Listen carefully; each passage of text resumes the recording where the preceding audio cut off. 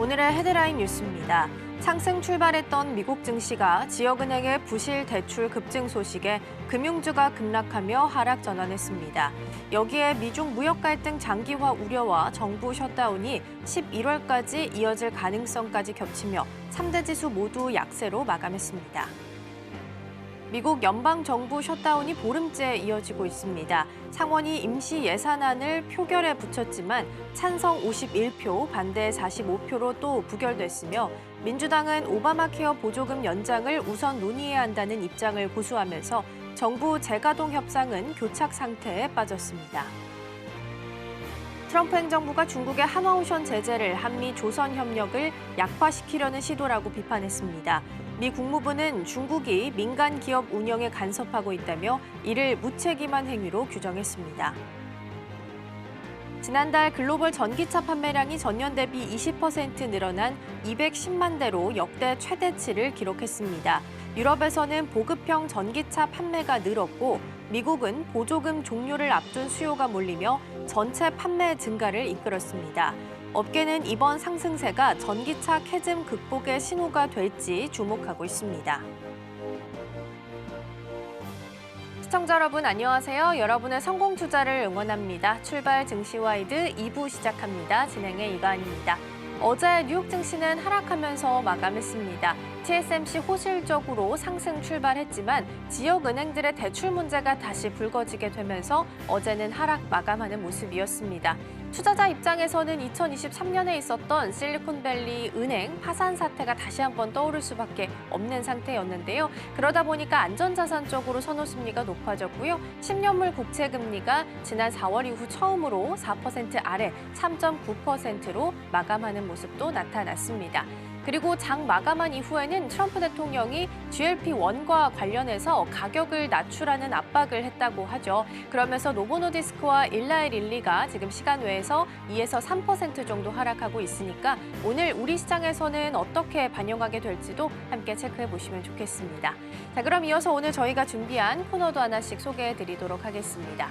오늘 첫 번째 코너로는 빅애플 스탁 준비되어 있습니다. 앞서 말씀드린 것처럼 지역은행의 대출 문제가 불거지면서 어제 지수를 크게 끌어내렸었는데요. 어제 자산 마감 상황 함께 살펴보겠고요. 두 번째로는 와이드 리포트 준비되어 있습니다. 에이펙을 앞두고 화장품주들이 다시 한번 좀 시세를 분출시켜 줄 수 있을까요? 특히나 실적이 뒤에서 탄탄하게 받쳐주고 있는 파마리서치 중심으로 해서 투자 포인트들 짚어보겠습니다. 자, 그럼 출발 증시와이드 2부 본격적으로 시작해 보도록 하겠습니다.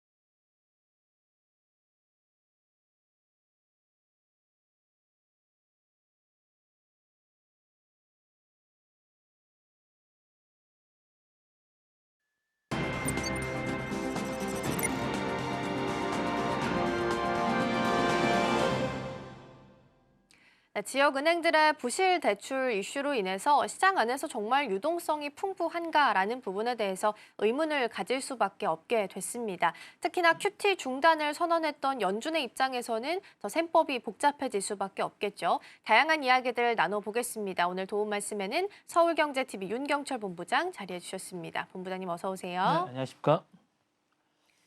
네, 오늘도 5가지 경제 키워드 준비되어 있고요. 첫 번째부터 함께 만나보겠습니다. 네, 오늘의 첫 번째 키워드입니다. 지역은행 부실 증시 폭락입니다. 뉴욕 증시가 출발은 강하게 출발을 했지만 결과적으로는 하락하면서 마감을 했습니다. 시장 안에서 지수를 꺾었던 가장 큰 이유는 지역은행의 부실 대출 문제였는데요. 2023년에 있었던 실리콘밸리 파산 사태가 다시 한번 떠오를 수밖에 없는 것 같습니다. 내용 먼저 확인을 좀 해볼까요? 말씀하셨던 대로 어쨌든 장 초반에는 대만의 반도체 기업체 TSMC가 이제 호실적인 실적 발표에 의해서 상당히 증시가 많이 이제 상승을 했습니다. 근데 TSMC를 보면 이제 3분기 동안 순이익이 약 21조로 사상 최대치를 기록했습니다. 계속 상승할 것 같습니다. AI 붐을 타고 계속 상승할 것 같은데 인공지능 반도체 수요가 폭증한 것을 견인을 했는데 결국에 이제 이것이 오래 못 간 이유가 이제 나스닥이 그러면서 장중 한때 1% 가까이 상승을 했는데 이게 어쨌든 말씀하셨던 대로 지역은행 부실 때문에 이제 이게 하락하게 이제 마감을 했습니다. 그래서 오후 들어서 상황이 급반전했는데요. 미국의 자이언트 뱅코프가 이제 5천만 달러의 대출을 손실 처리했다고 밝혔습니다. 이게 사실은 지역은행 5천만 달러면 상당히 큰 돈입니다. 그래서 이게 이제 밝혔고요. 웨스턴 얼라이언스 뱅코프 역시 담보권 행사를 실패했다고 밝혔습니다. 그래서 두 은행 모두 최근 파산한 자동차 부품 업체죠. 퍼스트 프렌즈 그룹에 투자한 사실이 알려지면서 시장에는 이제 부실에 대한 대출 공포가 빠르게 확산이 됐습니다. 이게 약간 이게 숨기려고 했던 게 아닌가라는 생각이 들면서 신뢰에 대한 문제, 돈보다는 신뢰에 대한 문제가 있으면서 이게 실제보다는 더 크게 터질 수도 있는 게 아닌가라는 생각이 듭니다. 이에 따라서 어쨌든 금융주가 전반을 급락했고 자이언스는 13%, 웨스턴 얼라이언스는 10% 이상 떨어졌습니다. 그래서 미국의 이제 투자은행 제프리스 역시 10% 이상 떨어졌는데 이걸 한마디로 표현한 게 이제 JP 모건의 제이먼 다이먼 회장이 얘기한 게 있습니다. 그래서 바퀴벌의 한 마리를 봤다면 실제로는 더 많이 있을 가능성이 있다. 그러니까 부실이 있다면 실제로 더 많은 부실이 있을 수 있다라고 얘기하는 게 아마 실질적으로 이런 것들이 아닌가라면서 잠재적인 금융 리스크가 이제 나오고 있다라고 생각하고 있고 이런 발언들 자체가 어쨌든 장 전반에 안 좋은 영향을 미치면서 전반적으로 다 하락하는 것으로 이제 했으면서 이날 금융주 지수가 2.75% 급락했고요. KBW 어쨌든 지역은행 ETF죠. 이게 어쨌든 그 건설 지수인데 이 부분이 3.64% 어쨌든 하락을 했습니다. 현재 지역은행 지수는 52주 최고 대가 대비해서 16% 정도 낮은 수준입니다. 그래서 시카고 이제 상품부에서 패드워치 툴에 따르면 이것 때문에 어쨌든 10월 기준금리를 0.5포인트 비컷을 하지 않을까라고 이제 생각도 하고 있으면서 다시 등장하고 있다라고 말씀드리고 싶고요. 일단은 뭐 제롬 파월 의장이 0.25% 정도는 내리겠다라고 이제 본인 의사를 밝혔기 때문에 이 부분이 비컷으로 갈 수 있는 어떤 근거가 되지 않을까라는 생각이 듭니다. 그래서 어쨌든 AI 반도체 호황이라는 밝은 뉴스와 지역의 어쨌든 은행의 부실이라는 어두운 뉴스가 하루에 뒤섞인 뉴욕 증시라서 상당히 투자자들이 혼란스럽긴 한데 어쨌든 요 가운데서도 어쨌든 중심을 잡고 투자를 하셔야 되지 않을까라는 생각이 듭니다. 네, AI에 대한 랠리 속에서 이런 지역은행들의 대출 문제들이 좀 불거지게 된 건데요. 다만 이제 어제 전반적으로 살펴봤을 때는 AI 빅테크 관련주들이 낙폭을 좀 줄여가면서 그래도 마감을 했다라는 부분에 방점을 좀 찍어야 되지 않을까 싶습니다. 그러나 2023년에 있었던 실리콘밸리 은행 파산 사태가 있었기 때문에 다시 한번 악몽이 좀 떠오를 수밖에 없는 상태이긴 한 것 같습니다. 자, 그러면 지역은행 부실이 실제 금융 위기로 번질 가능성은 어느 정도로 좀 보고 계실까요? 상당히 좀 높을 수도 있습니다. 왜냐하면 이게 사실은 오후 들어서 자이언트뱅크코프스가 발표를 하고 두 은행 모두 이제 최근에 파산한 그룹과 관련이 있으면서 혹시 이게 시작이 아닐까? 왜냐하면 이게 작은 틈에서 모든 게 다 시작이 되거든요. 그러니까 이게 사실은 숨기고 이러면서 어쨌든 커질 수 있는데 이게 약간 숨기는 느낌이 좀 드니까 이 부분을 상당히 걱정하는 것 같습니다. 그래서 이 부분이 어쨌든 그렇게 됐고요. 시장은 신용 손실에 대한 극도로 민감. 그러니까 신용에 대한, 그러니까 돈 자체를 잃은 것보다는 이거 자체를 약간 숨길 듯한 느낌이 있다는 거. 특히 중소형 은행들이 신뢰가 흔들리면 연쇄 반응을 할 수 있고 뱅크런 사태가 있을 수 있거든요. 그러니까 이 부분을 조심해야 된다고 얘기를 하고 있고 어쨌거나 이 부분에 대해서는 가능성은 있다라고 얘기를 했습니다. 어쨌든 이게 초기 단계로 하면서 애써 무마하고 있지만 어쨌든 이게 한두 건이 터졌지만 좀 더 많은 건이 터지게 되면 이게 어쨌든 숨기려고 했던 부분이라든가 연속 대출 손실이라든가 비은행의 금융기관의 부실 확대라든가 신용 경색이 일어나면서 아마 도미노 현상이 일어날 수 있다는 우려가 좀 있으면서 이 부분에 어쨌든 경고가 계속 나오고 있기 때문에 투자 심리 위축이라든가 신용 경색 가능성이나 이런 것들을 유심히 보시면서 투자를 계속 하셔야 되지 않을까라는 생각이 듭니다. 네, 지역은행들의 대출 문제가 좀 불거진 상황이고요. 이러한 부분들이 오늘 정규장이 열렸을 때는 어떻게 반영하게 될지도 함께 살펴보시면 좋겠습니다. 자, 그럼 두 번째 키워드로 넘어가 보겠습니다. 네, 오늘의 두 번째 키워드입니다. 히토류 대 관세 연장이고요. 일단 미중 무역 갈등은 계속되고 있는 상황 속에서 베센트 재무장관이 중국의 히토류 수출 통제를 좀 멈추게 되면 관세 유예를 3개월 이상 연장할 수 있다라고 이야기를 내놓았습니다. 다만 반대로 트럼프 대통령은 이미 무역 전쟁 중이다라고 선포를 하기도 했는데요. 어떠한 내용인지 뉴스 먼저 확인해 볼까요? 이제 제가 볼 때는 스콧 베센트 재무장관하고 트럼프 대통령의 역할을 좀 담당한 것 같아요. 한쪽은 이제 무마하는 쪽, 한쪽은 계속 이제 이렇게 뭐 도발하는 쪽으로 이제 하는 게 같은데 어쨌든 베센트라든가 그 상무부라든가 이제 재무부의 쪽에서는 이 부분을 어쨌든 봉합하고 나중에 이 에이펙에서 이거를 정상회담에 어떤 결실을 내겠다라는 의지를 계속 보이고 있고요.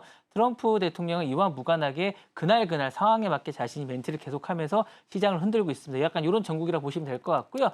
궁극적으로는 에이펙에서 모든 게 다 마무리되지 않을까, 성키 방식으로 마무리될 것 같은 그런 생각이 듭니다. 그래서 어쨌든 소식을 좀 전해드리자면 이렇습니다. 미국과 중국이 올 초부터 이어온 90일 단위의 무역 휴전이 다시 긴장 국면으로 들어섰습니다.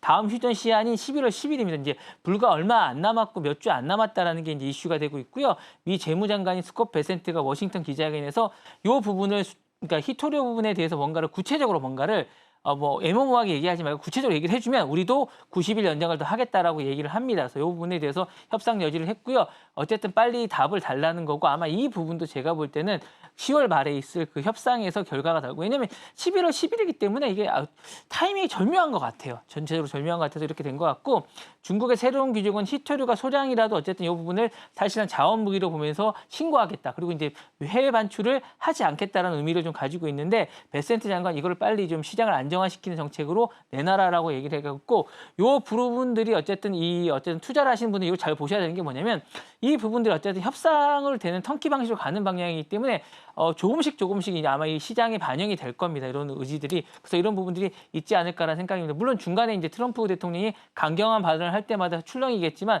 어쨌든 궁극적으로는 제가 이제 보기에는 트럼프 대통령 강경 반응과 오락가락한 반응은 있지만 궁극적으로는 두 나라가 무역 전쟁의 타협점을 찾아가고 있다라고 보시면 될 것 같습니다. 네, 미중 무역 갈등 속에서 접점을 좀 찾아가는 과정이다라는 말씀을 좀 주셨습니다. 우리 또한 역시나 무역 협상과 관련된 내용들 계속해서 속보로 좀 전해지고 있는 상황이죠. 오늘 아침에도 산업부 김정관 장관이랑 미국의 상무부 러트닉 상무장관이 함께 만나서 무역 협상을 시작했다라는 소식도 좀 들어와 있기는 합니다. 그러면 미국이 이렇게 관세 유예 카드를 좀 제시를 한 상황 속에서 전략적 의도는 어떤 부분으로 해석을 좀 할 수 있을까요? 두 개입니다. 두 개로 보실 수 있을 것 같고요. 대외적인 거하고 대내적인 게 있는데 늘 이제 제가 말하지만 대외적인 건 협상의 이제 지렛대라고 보시면 될 것 같아요. 어쨌든 히토류 통제에 대해서 우리도 카드가 있다. 그런데 제가 볼 때는 히토류만큼 강력하지는 않아요.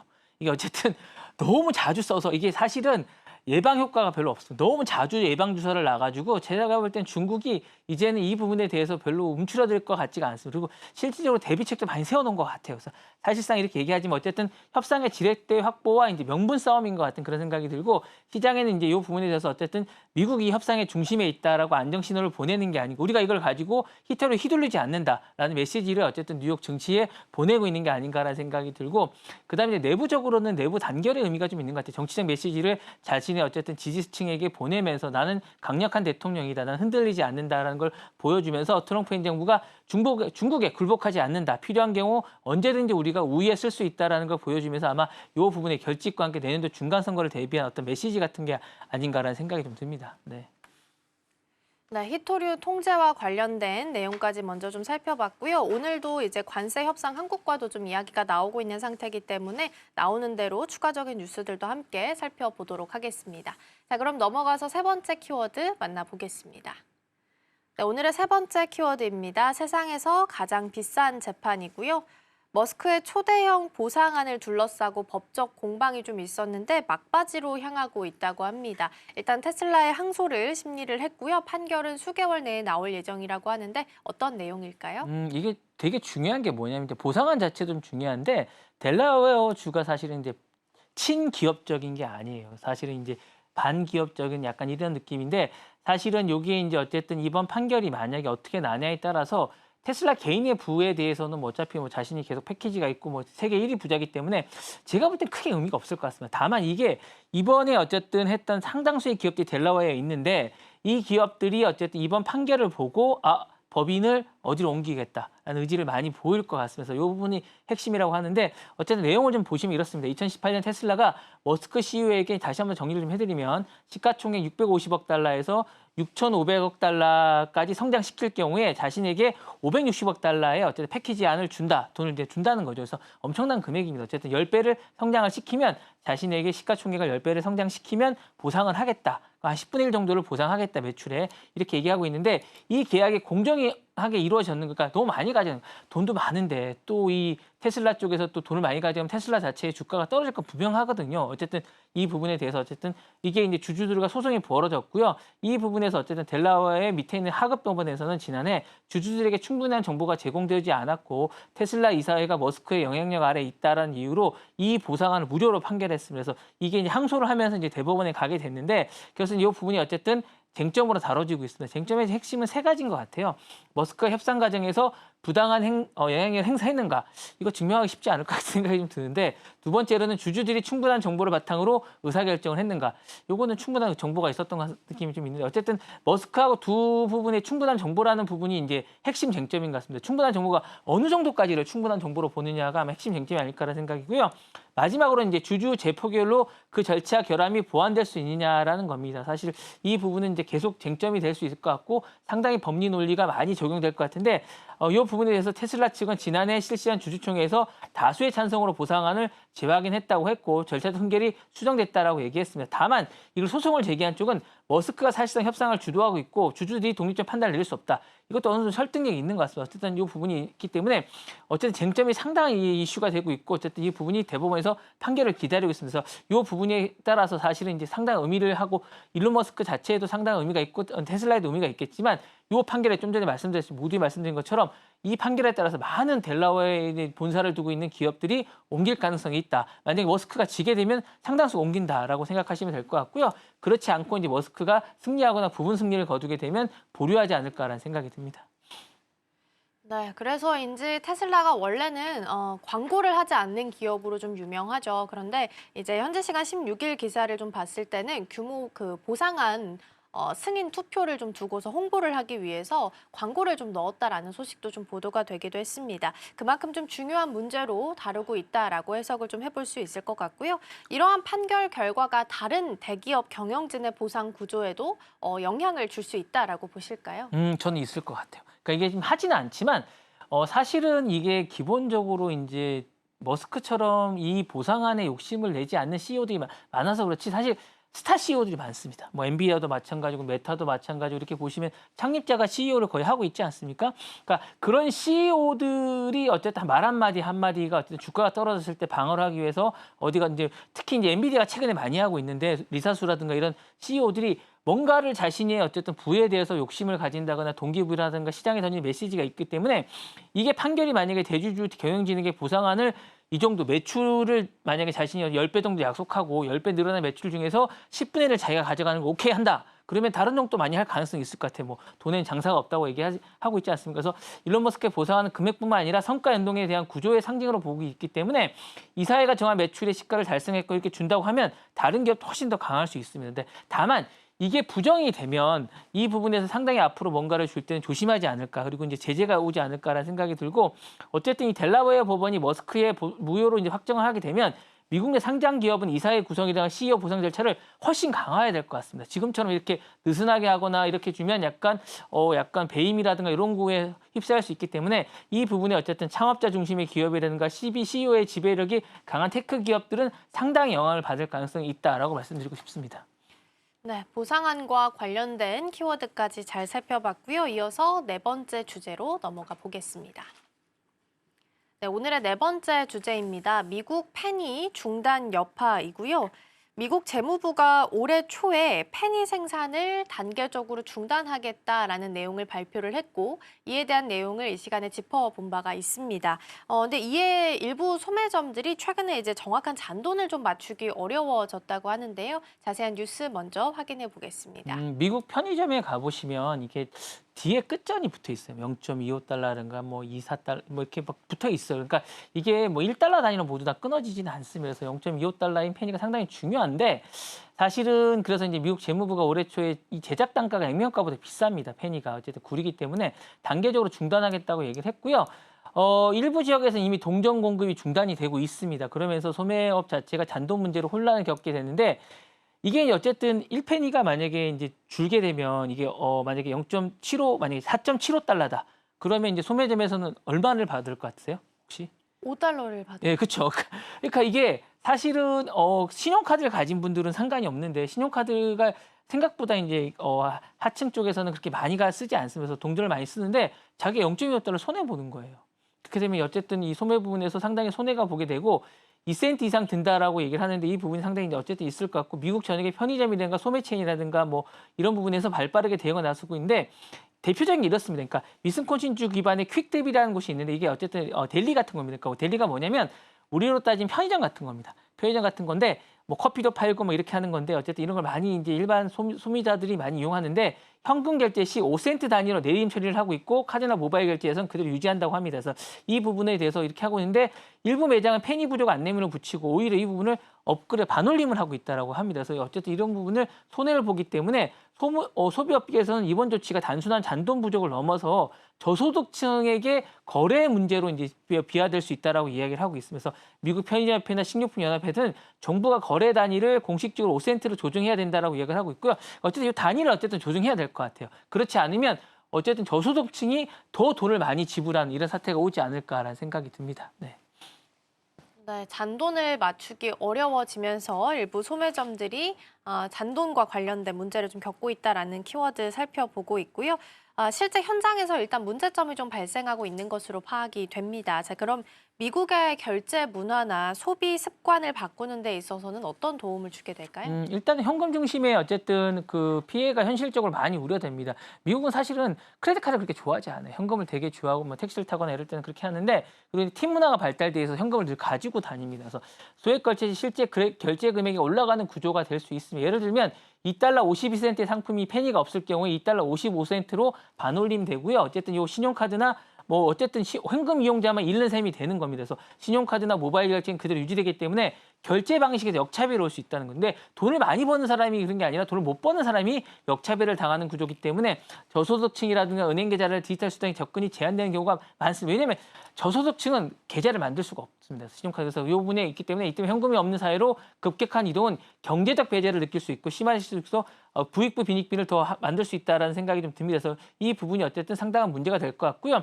장기적으로는 페니의 퇴장은 미국의 결제 문화를 바꿀 수 있을 것 같습니다. 어쨌든 디지털 결제를 가속화시킬 수 있을 것 같고요. 소비 패턴도 단순화될 것 같습니다. 소비자들이 잔돈 계산에 그러니까 번거로움 벗어나기 위해서 5센트 단위로 이제 어쨌든 단순할 가능성이 상당히 있고 장기적으로 현금 정산보다는 카드 정산이라든가 어쨌든 디지털 정산으로 변화하지 않을까라는 생각이 듭니다.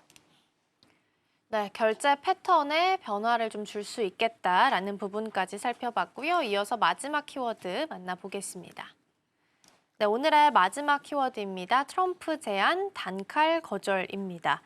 브라운 대학교가 이른바 백악관이 추진하고 있는 컴팩트를 공식 거부한 것으로 나타났습니다. 그러니까 MIT에 이어서 두 번째로 브라운 대학교가 공식적으로 거부를 선언을 한 건데요. 어떤 내용인지 먼저 살펴볼까요? 아이비리그 중에 어쨌든 브라운 대학도 이제 그게 합류하게 됐습니다. 콜롬비아 대학만 이제 굴복한 셈인데요. 어쨌든 브라운 대학의 이 의미가 좀 있습니다. MIT, 그러니까 아이비리그 계열에 있는 회사들이나 MIT 같은 이런 대학들이 일단 이런 부분에서 약간 반기를 달 게 의미가 있을 것 같고요. 어쨌든 이 부분에 대해서 올여름 연방 정글 보건 일건의 브라운 대학, 그러니까 왜냐면 이게 복원을 했습니다. 준다고 해서 이 부분을 부했는데 다시 거절을 한 거예요. 왜냐하면 복원한 다음에 찾아보니까 이게 너무 과하게 자율성을 어쨌든 침해한다고 생각한 것 같아요. 컴팩트는 대학이 특정 정책과 기준을 수용하면 우선적으로 대규모 연방 자금을 제공하는 대신에 학내 전체에 되게 이제 광범위한 조건을 부과하는 제안입니다. 근데 이 부과하는 제안이 생각보다 브라운대 총장이 보기에 너무 과하다. 이거 내 권한이 없고 이거 사실상 정부가 대학을 운영하는 거나 다름없다고 생각한 것 같아서 제안을 거절했습니다. 그래서 어쨌든 유학생의 비율 상한이라든가 채용 입시의 인종차별이라든가 금지라든가 보수적인 어떤 아이디어 적대적인 이 부분을 폐지하는 검토인데 학문 자유는 절대적이지 않다는 취지 조항이 핵심인데 이 부분이 어쨌든 학문 조항이 학문이 우선이어야 되는데 그렇지 않고 다른 것들이 우선, 정치가 우선이라는 약간 이런 것 핵심이 있기 때문에 아마 그렇게 되는 게 아닌가라는 생각이 들고요. 브라운대 크리스티나 팩슨 총장은 이렇게 얘기했습니다. 행정부 보낸 서한에서 컴팩트가 학문 자유를 제한하고 대학의 거버넌스라든가 자율성을 훼손한다라고 밝혔습니다. 그래서 학교가 학교로서 역할을 못하게 되는 그런 어쨌든 제한을 받아들일 수 없다라고 얘기를 하고 있고 그래서 이거 상당히 의미가 있을 것 같은 생각이고 문제는 이제 이게 원래는 합의를 했다가 거부했기 때문에 이게 상당히 다른 대학도 연달아 있게 하지 않을까라는 생각도 듭니다. 그래서 전국 교수협의회에서는 브라운대의 결정을 기관의 독립성 수호라고 얘기하면서 칭찬을 하고 있습니다. 그래서 반면 행정부는 이 부분에 대해서 어쨌든 동참을 촉구하면서 브라운 대학의 어쨌든 제안에 대해서 그러니까 반감에 대해서 거부에 대해서 상당히 불쾌감을 나타내고 있다라고 합니다. 그래서 어쨌든 이 부분은 상당한 의미가 있을 것 같고 이번 거부는 연방 자금과 대학의 자율성의 경계를 묻는 시험대고 첫 발을 디디는 게 아닌가라는 생각이 들고요. 추가로 어느 대학이 동참을 하게 될지 거부를 하게 될지도 좀 더 지켜봐야 되지 않을까라는 생각이 듭니다. 네, 그러게요. MIT에 이어서 브라운 대학교까지 일단은 공식적인 거부를 선언을 한 상태입니다. 일단 그렇게 되면 다른 대학들한테도 영향을 좀 줄 수 있을 것 같은데요. 다른 연구 중심의 대학들에게는 연쇄 반응을 불러올 가능성은 어느 정도로 좀 보고 계실까요? 브라운 대학은 약간 특이합니다. 상당히 등록금이 비쌉니다. 상당히 이렇게 부자들이 많이 다니고 그래서 사실은 그런 데 영향을 좀 안 받은 게 아닌가라는 생각이 좀 들고요. 상당히 등록금이 비싸다라고 말씀드리고 싶고 사실 MIT학은 약간 좀 다르긴 합니다. 그래서 이 부분은 좀 고민해 보셔야 될 것 같은 생각인데 이 부분이 어쨌든 정부의 정책 방향에 협조하는 대학이 이제 우선 했는데 이 부분에 대해서 어쨌든 반응이 있을 것 같은 생각이 듭니다. 연쇄 반응이 분명히 있을 거고요. 앞서 MIT가 같은 이유로 거부를 했고 다트머스라든가 버지니아대라든가 스탠퍼드 등 연구 중심의 대학 이런 대학들도 등록금이 상당히 비쌉니다. 그래서 어쨌든 정부 연방 지원금이 뭐 그렇게 뭐 다른 대학에 비해서 그렇게 영향력을 많이 미치지 않는다라고 생각할 수도 있고요. 오히려 학생 수를 제한하거나 학내 반발을 하거나 등록금을 못 올리는 이런 것들이 오히려 더 부담이 될 수 있기 때문에 두 개를 다 이제 경중을 따져보면서 아마 판단하지 않을까라는 생각이 들고 향후에 이 어쨌든 연방 지원금이라는 게 지금 받는다고 해서 나중에 받는다고 해서 되는 게 아니라 법원 판결이나 이런 거에 따라서 나중에 받을 가능성도 있거든요. 그래서 일부 제가 볼 때는 이런 걸 받아서 자신들이 요구 조건을 관철하느니 이런 거 법정에서 다투고 오히려 지금 자유를 좀 보장하는 게 대학에 유리하겠다고 판단하는 게 아닌가. 대학 자율성도 좋지만 어쨌든 지금 정부에서 한 이 제안들이 사실상 향후에 볼 때는 법원에 가서 뒤집힐 가능성이 있기 때문에 지금 잠깐 힘들더라도 버티고 사실상 주권을 회복하는 게 낫다고 생각하는 것 같아서 대학의 주권 회복이 더 중요하고 이 부분은 뒤집힐 가능성이 있기 때문에 이런 것들 따르는 기업들이 많지 않을까라는 생각이 들고요. 전문가들은 브라운대 결정이 연방 자금보다는 학문의 자유, 좀 더 버티자라는 생각을 좀 하는 것 같고 어쨌든 다른 대학도 이 부분을 따를까 등록금이라든가 학생 수에 대한 그런 부분에 대해서 예민한 그런 대학들은 계속 잇따를 가능성이 있다라고 말씀드리고 싶습니다. 네, 트럼프 행정부는 지난 2일에 브라운대를 포함해서 미국의 주요 대학 9곳에 똑같은 내용들을 전달을 한 바가 있습니다. 첫 번째로 MIT가 타자를 끊고 이번에 브라운 대학교까지 공식 거부를 나타낸 상태이기 때문에 추가적으로 다른 대학들은 어떤 입장을 내놓는지도 함께 보시면 좋겠습니다. 자, 이렇게 해서 5가지 키워드 잘 살펴봤고요. 본부장님과는 여기서 인사 나누겠습니다. 오늘 말씀 고맙습니다. 네, 감사합니다.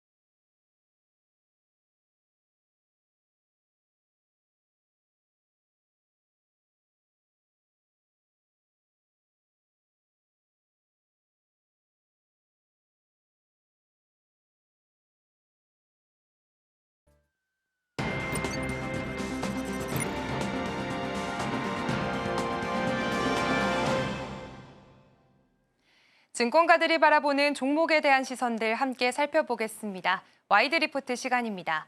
먼저 첫 번째 리포트부터 함께 살펴보도록 하겠습니다. 오늘 첫 번째 리포트는 NC소프트에 대한 SK증권의 시선을 함께 가져와 봤습니다. 리포트의 제목은요, 1년 중 NC에게 가장 중요한 한 달이라는 제목입니다. 지금 SK증권은 이번 보고서에서 투자 의견 매수 유지했고요. 목표가는 30만 원을 제시했습니다. 이번 리포트에서는 NC소프트의 3분기 실적 전망과 앞으로의 핵심 변수를 구체적으로 짚어봤습니다. 지금부터 자세히 살펴보겠습니다. 일단 먼저 3분기 실적 예상치부터 함께 분석을 해보도록 하겠습니다. 일단 SK증권은 NC소프트의 3분기 매출을 3,523억 원으로 예상을 하고 있고요. 그리고 영업 손실이 한 201억 원 정도 예상이 되고 있는 상황입니다. 이게 이제 매출 같은 경우에는 작년 같은 기간과 비교를 했을 때 12.3% 줄어든 수치로 나타나 있습니다. 그리고 전분기, 그러니까 2분기와 대비를 해도 7.9% 정도 감소한 수준이고요. 결국에 영업이익은 컨센서스를 크게 밑돌았을 가능성이 크다라는 분석입니다. 그 이유를 살펴보니까요. 이유가 굉장히 명확했습니다. 바로 주요 게임들의 업데이트가 부재했다라는 겁니다.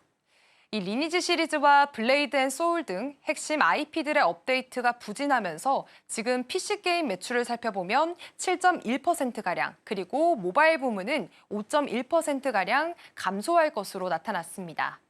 여기다가 비용도 약간 늘었습니다. 특히나 하반기에는 추가 인력 구조 조정에 따른 일회성 인건비 약 160억 원 정도가 반영이 될 것으로 보여지면서 지금 전분기보다 지금 3분기 전체 영업 비용이 1.4% 정도 증가한 것으로 추정이 됐습니다. 그런데 이 부정적인 부분만 있는 게 아니라요. 긍정적인 부분도 존재를 합니다. 지금 삼성동 사옥 매각 수익이 일부 반영이 되면서 지금 이 부분에 대해서 순이익은 흑자 전환이 가능할 것으로 전망이 되고 있습니다. 결국 한마디로 정리를 해보자면 이번에 3분기 실적은 다소 부진하겠지만 이것은 일회성 비용 부담이 컸던 탓이고요. 기본적인 체력은 여전히 유지되고 있다라는 평가입니다. 그렇다면 시장이 지금 가장 주목하고 있는 건 바로 이겁니다. 다음 장 넘겨볼까요? 네, 바로 NC소프트의 신작 아이온2에 대한 기대감입니다. 출시일은 11월 19일이고요. 이제 한 달가량 앞으로 다가왔습니다. 어제부터는 이 오른쪽에 있는 그림처럼 이 서버와 캐릭터 선점 이벤트가 시작이 됐습니다. 오픈하자마자 1, 2분 만에 전 서버가 마감이 될 정도로 반응이 굉장히 폭발적이었습니다. NC소프트가 이렇게 자신감을 보이고 있는 이유는 명확합니다. 이 아이온2가 단순한 후속작이 아니라 말 그대로 회사의 명운이 걸린 핵심 프로젝트이기 때문인데요. 저도 사실 아이온이라는 게임을 해본 적이 없어서 찾아보니까요. 하늘을 나는 전투 게임으로 굉장히 유명하다고 합니다. 이게 처음에 출시됐을 때는 PC방 점유율 1위를 무려 162주 연속 유지를 하면서 국민 게임으로 불렸습니다. 그런데 시간이 지나면서 이용자층이 줄고 업데이트가 다소 부족해지다 보니까 예전만큼의 영향력이 약해진 겁니다. 그래서 이번 아이온2는 다시 한번 시장의 인정을 받기 위해서 런칭이 되는 거고요. 이번 작품은 최신 게임 개발용 엔진인 언리얼 엔진 5로 개발이 됐습니다. 원작 아이온의 상징이었던 날개를 이용한 공중전을 그대로 살리면서 좀 더 현대적인 액션성과 몰입감을 강화했습니다. 그리고 여기서 또 하나 눈에 띄는 건 바로 비즈니스 모델의 변화였습니다. 이 예전처럼 고과금 유저 중심의 구조가 아니라 멤버십 중심의 완화된 모델을 도입했습니다. 기존 멤버십은 이제 이 기본 멤버십은 19,700원, 그리고 콘텐츠형 멤버십은 29,800원으로 측정을 했고요. 이용자들이 필요에 따라서 선택할 수 있도록 구성을 했습니다. 쉽게 말해서 이제 돈을 많이 쓰는 사람만 유리한 게임이 아니라 누구나 편하게 즐길 수 있게 바꿨다라는 뜻입니다. 이런 변화 덕분에 최근 게이머들 사이에서는 이번에는 NC가 확실히 달라졌다라는 평가들이 나오고 있습니다. 다음 장 넘겨보도록 하겠습니다. 네, 일단 NC소프트는 다음 달에 열리는 지스타 2025에서 신작 아이온2를 메인 전시작으로 내세웠습니다. 부산 백스코 현장에 300부스 규모의 대형 전시관을 꾸리고요. 직접 게임을 체험할 수 있는 시연 공간도 마련할 예정입니다. 이 규모 같은 경우에는 올해 지스타에 참가하는 기업 중에서 가장 큰 수준인데요. 지스타는 11월 13일부터 16일까지 열리게 되고요. 아이온2의 정식 출시는 그 바로 다음 주인 11월 19일로 예정이 되어 있습니다. 즉 지스타의 현장을 이 뜨거운 열기를 출시까지 그대로 이어가서 이 흥행 분위기를 극대화시키겠다라는 전략을 보여주고 있습니다. 그래서 업계에서도 NC소프트가 이번에는 정말 칼을 갈았다라는 말들이 나오고 있습니다. 사실은 지난 몇 년 동안에 이 블레이드 앤 소울 2 같은 신작들이 부진했기 때문에 이번 아이온 2가 사실상 명예 회복전이 되겠고요. 실제로 지난 6월에 진행됐던 이 포커스 그룹 테스트에서도 내외부 반응이 굉장히 긍정적이었다는 후문이 전해졌습니다. 즉 NC소프트는 이번 아이온2를 통해서 잃었던 신뢰를 되찾고 다시 한번 전성기를 열겠다라는 각오로 총력을 쏟고 있습니다. 지금 SK증권은 내년이 NC소프트의 턴어라운드 원년이 될 것으로 예상을 하고 있습니다. 내년 2026년이죠. 지금 아이온2의 흥행을 기점으로 해서 2026년부터는 분기마다 신작들이 꾸준히 출시가 되기 때문입니다. 그 내용들을 자세히 살펴보겠습니다. 일단 1분기에는 리밋 제로 브레이커스, 그리고 2분기에는 타임 테이커즈, 3분기에는 신더시티가 출시될 예정이고요. 그리고 여기에다가 기존 인기 IP를 바탕으로 한 스핀오프 신작 4종도 준비 중이라고 합니다. 지금까지는 하반기 한 작품에 의존을 해왔다면 이제는 그 구조가 아니라 분기마다 새로운 수익원이 생기는 구조로 바꾸겠다는 전략입니다. 이게 바로 NC소프트가 매출의 체질을 근본적으로 개선하려는 핵심 방향으로 보여지고 있습니다. SK증권은 또 아이온2의 내년 매출을 4,752억 원으로 상향 조정을 했습니다. 기존 전망치보다 꽤나 큰 폭으로 올린 건데요. 다만 올해 4분기에는 앞서 말씀드린 것처럼 이 마케팅비와 인건비가 집중이 되면서 이익이 일시적으로는 줄 수 있지만 내년 1분기부터는 안정적인 수익 구조가 자리 잡을 것이라고 분석을 내렸습니다. NC소프트는 지난해 창사 이후 처음으로 연간 1,000억 원대 영업 적자를 냈습니다. 그만큼 회사 입장에서도 지금 체질 개선이 절실했던 상황이었는데요. 이에 따라서 지금 개발 조직을 세분화하고 그리고 AI와 품질 보증, 시스템 통합 부문을 이 각각의 별도 자회사로 분리를 했습니다. 또 지난해와 올해 상반기에는 희망퇴직을 포함한 구조 조정을 단행했습니다. 그러면서 조직 효율화 작업도 함께 병행을 했는데요. 이 과정에서 단기적으로는 인건비 부담이 커지긴 했지만 결국에는 슬림하고 민첩한 조직으로 이렇게 체질을 바꾸기 위한 전략적 선택이었다는 분석들이 나오고 있습니다. 결국 지금 SK증권의 결론은 아주 명확합니다. 지금의 실적 부진은 굉장히 일시적이고 앞으로 나올 신작 라인업들이 충분히 만회를 할 것이다라는 입장들을 보여주고 있고요. 따라서 단기적인 조정보다는 중장기 성장성에 주목을 해야 할 때다 이렇게 정리를 했습니다. 다시 한번 SK증권의 이런 결론들을 살펴보도록 하겠습니다. 투자 의견 매수를 유지했고요. 목표가는 30만 원을 제시한 모습 확인해 볼 수가 있겠습니다. 그렇다면 어제장에서 NC소프트 주가 흐름도 한번 짚어보겠습니다. 네, 일단 시장 분위기는 매우 긍정적이었습니다. 어제 2% 가까이 오르게 되면서 21만 500원 선에서 거래를 마쳤습니다. 지난 4월에는요, 저점이었던 13만 원대에서 약 50% 가까이 반등했던 수준이었는데요.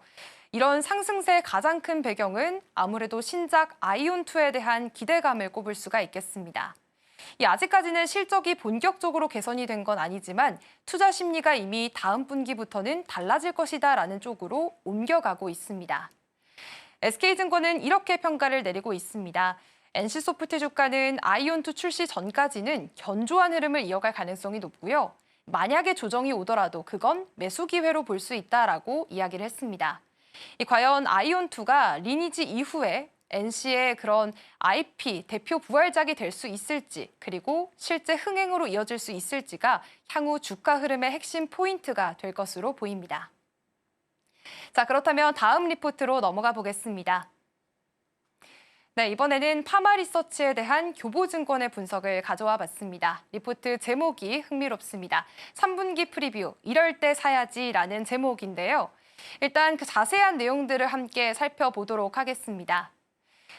교보증권 같은 경우에는요, 지금 3분기 영업이익이 시장 예상치에 부합할 것이다라고 평가를 했습니다. 그러면서 투자 의견은 매수 유지를 했고요. 그리고 목표가의 경우에는 80만 원을 제시하는 모습 보여줬습니다. 그렇다면 구체적인 내용들 하나씩 살펴보도록 하겠습니다. 일단 교보증권은 파마리서치의 3분기 실적 예상치를 이렇게 잡았습니다. 파마리서치의 3분기 실적을 매출 1,415억 원으로 예상을 하고 있고요. 영업이익 같은 경우에는 614억 원으로 예상을 하고 있는 상황입니다. 작년 같은 기간과 비교를 하자면 지금 매출 같은 경우에는 한 59%가량 늘어난 수치고 영업이익 또한 76%가량 상승할 것으로 예측을 하고 있습니다. 영업이익률을 따져봤을 때는요, 43.4%로 국내 바이오 기업 가운데서도 손에 꼽히는 수준의 높은 수익성을 기록할 것으로 봤습니다. 이렇게 실적이 좋아진 이유로는 두 가지를 꼽을 수가 있습니다. 일단 먼저 2분기에 집행이 됐던 TV 광고비 약 50억 원 정도가 이제는 감소할 것이다. 줄면서 비용이 감소할 것으로 봤고요. 또 여기에다가 지금 미국향 화장품 매출이 증가하게 됐습니다. 그러면서 수익성이 크게 개선될 것으로 바라보고 있습니다. 교보증권은 3분기 매출 총이익률이 약 76.8%까지 올라갈 것으로 내다봤고요. 쉽게 말해서 제품 하나를 팔았을 때 4분의 3이 이익으로 남는 구조라는 의미입니다.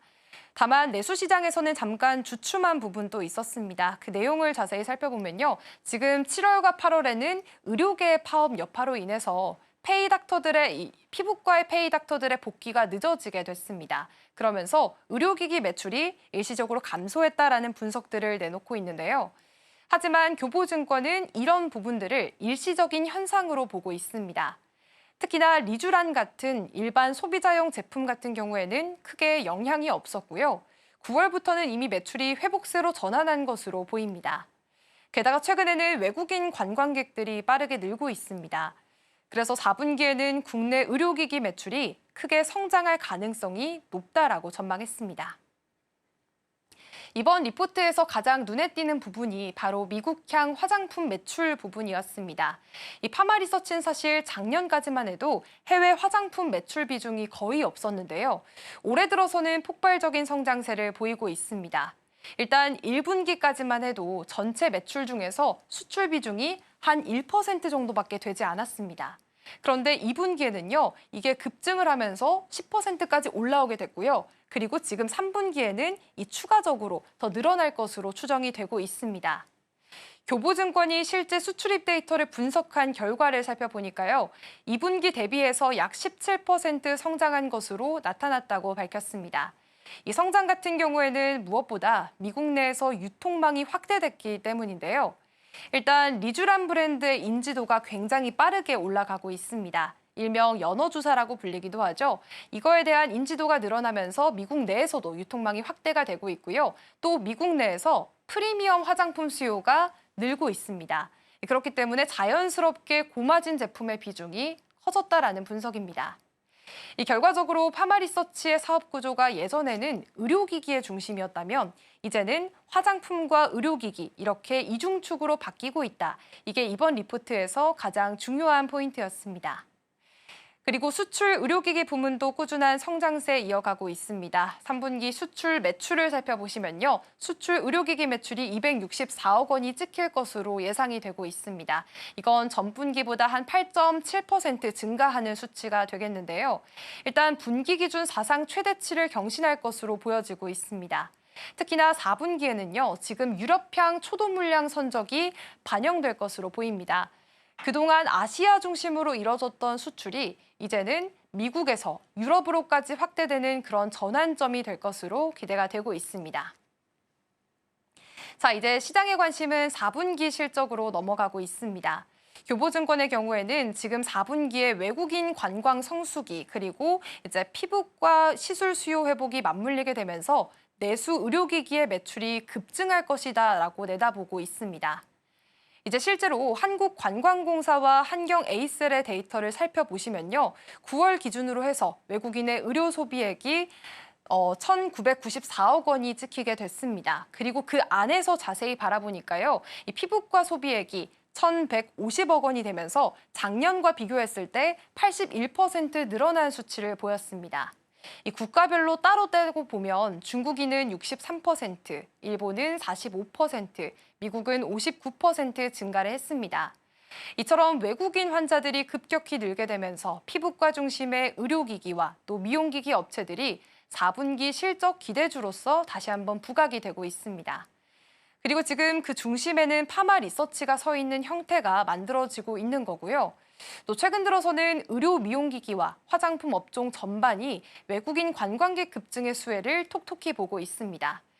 특히나 이제 9월 말에 시행이 됐던 중국 단체 관광객의 무비자 입국 허용 이슈가 있었고요. 그리고 10월에는 국경절 특수휴가까지 맞물리게 되면서 한국 내에서 지금 의료시술과 그리고 미용 소비 관련해서 폭발적으로 늘어나고 있는 상황입니다. 이런 소비 흐름들이 자연스럽게 리쥬란이나 리쥬란 힐러, 리쥬란 HB 같은 이런 파마 리서치의 주요 브랜드의 수요로까지 이어지고 있는 국면들이 나타나고 있습니다. 그래서 지금 교보증권은 이번 보고서에서 이렇게 평가를 하고 있습니다. 3분기 내수 둔화는 일시적인 현상이다. 수출 증가와 광고비 절감 효과 덕분에 영업이익은 컨센서스를 충분히 달성할 수 있다라고 이야기를 했고요. 그렇기 때문에 이제 미국향 화장품 매출 확대, 그리고 유럽 수출 개시로 인해서 4분기에는 호실적이 예상된다라고 덧붙이기도 했습니다. 그래서 이런 컨센서스 달성에 대한 기대감 여전히 갖고 있으면서 교보증권이 파마 리서치에 대해서 제시한 결론 살펴보도록 하겠습니다. 투자 의견 매수를 유지했고요. 목표 주가는 80만 원으로 유지한 상황입니다. 그렇기 때문에 지금 현재 주가와 비교를 한다면 한 40%가량의 상승 여력이 남아있다라고 해석을 해볼 수가 있는데요. 어제 마감 상황도 함께 살펴보도록 하겠습니다. 일단 어제 파마 리서치 흐름 괜찮았습니다. 2.55% 오르면서 56만 3천 원 선에서 거래를 마쳤습니다. 사실 올해 들어서만 벌써 117% 주가가 급등을 했습니다. 사실상 2배 넘게 오른 셈인데요. 그런데도 증권가에서는 여전히 상승 여력이 충분하다라는 평가들이 우세한 상황입니다. 정일영 교보증권 연구원은 유럽 시장 진출과 또 미국 화장품 수출이 본격화된다면 실적과 주가 모두 한 단계 더 도약할 수 있다라고 분석을 내렸습니다. 지금 시장 전반이 좀 변동성이 큽니다. 이런 상황 속에서도 파마 리서치는 비교적으로 안정적인 흐름을 이어가고 있는 모습 보여주고 있는데요. 무엇보다 지금 글로벌 시장에서 K-메디컬과 K-뷰티의 존재감이 커지고 있는 이런 상황 속에서 과연 하반기 파마 리서치의 실적 흐름이 좋아질 것인지 그것에 대해서 시장의 관심들이 집중되고 있습니다. 지금까지 와이드 리포트였습니다.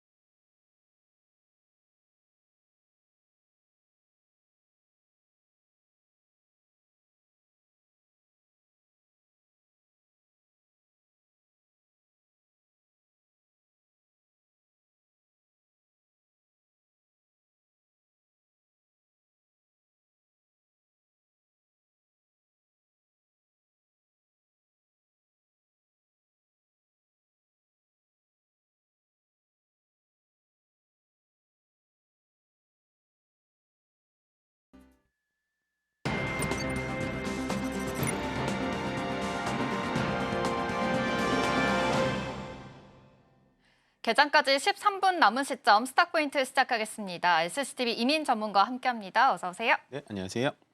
네, 일단 간밤 뉴욕 증시 상황부터 짚어보겠습니다. 3대 지수는 하락으로 마감을 했습니다. 그래도 장 출발은 강했는데요. TSMC 실적이 잘 나왔기 때문이죠. 반도체 전반적으로 그래도 투심이 어느 정도는 끌어올렸다라고도 볼 수 있겠습니다. 하지만 장중부터 좀 낙폭을 시원하는 모습이 나타났습니다.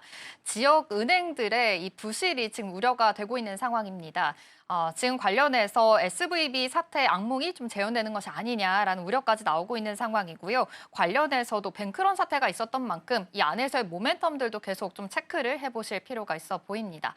이 밖에 우리 증시는 굉장히 좋았습니다. 어제 3,700포인트 이 코스피 지수가 뚫어주면서 사상 최고가로 마감을 했습니다. 역시나 반도체 안에서 그리고 이 미국과 한국 간의 무역 회담이 어느 정도는 잘 이루어질 수 있을 것이다라는 기대감까지 같이 깃든 것으로 보이는데요. 여러 가지 호재들로 인해서 섹터별로의 순환매도 있었던 어제 하루였습니다. 그런데 오늘 이 뉴욕 증시가 좀 하락을 했던 만큼 오늘 우리 증시가 어떻게 흘러가게 될지 이 점은 좀 계속해서 주목을 해보셔야 될 것 같습니다. 그렇다면 어제 분위기가 굉장히 좋았기 때문에 이 점부터 먼저 분석해 보도록 하겠습니다. 전문가님 어제 코스피가 시원하게 좀 뚫어주는 양상이었습니다. 외국인 기관에도 매수세도 있었고요. 이제 사실 전문가님께서 이제 3,800까지는 좀 안전하게 갈 것이다라고 언급해 주신 바가 있었는데 바로 코앞으로 다가왔거든요. 네. 어떻게 보고 계세요? 일단은 속도가 조금 빠른 게 약간은 좀 부담스럽다라고 해야 되나요? 제가 아침부터 조금은 좀 무겁게 말씀을 좀 드렸지만 속도는 좀 빠른 감이 있습니다. 뭐 달리는 말, 그러니까 올라가는 지수에 갑자기 무슨 찬물을 끼얹느냐라고 하실 수 있는데 주식도 인생살이랑 똑같습니다. 너무 급하게 올라간 만큼 만약에 조정이 나오면 또 정말 공포의 장이 올 수 있는 급한 하락이 또 올 수도 있기 때문에요. 다만 그런 하락이 오더라도 일단은 주식, 그러니까 지수 자체의 전체적인 성장성, 그리고 제가 말씀드렸던 연말까지는 3,800포인트까지 가능하다라고 하는 거는 계속해서 유효하니까요. 제가 아침에 조금 무겁게 말씀드린 이유는 전체적인 매크로 지표라든지 그다음에 미국발 들려오는 약간은 좀 좋지 않은 지역 은행 쪽에 대해서 대손 같은 소식들이 좀 들려오고 있으니까 조금은 좀 조심스럽게 시장을 좀 융통하는 게 좋지 않을까라는 생각을 하고 있습니다.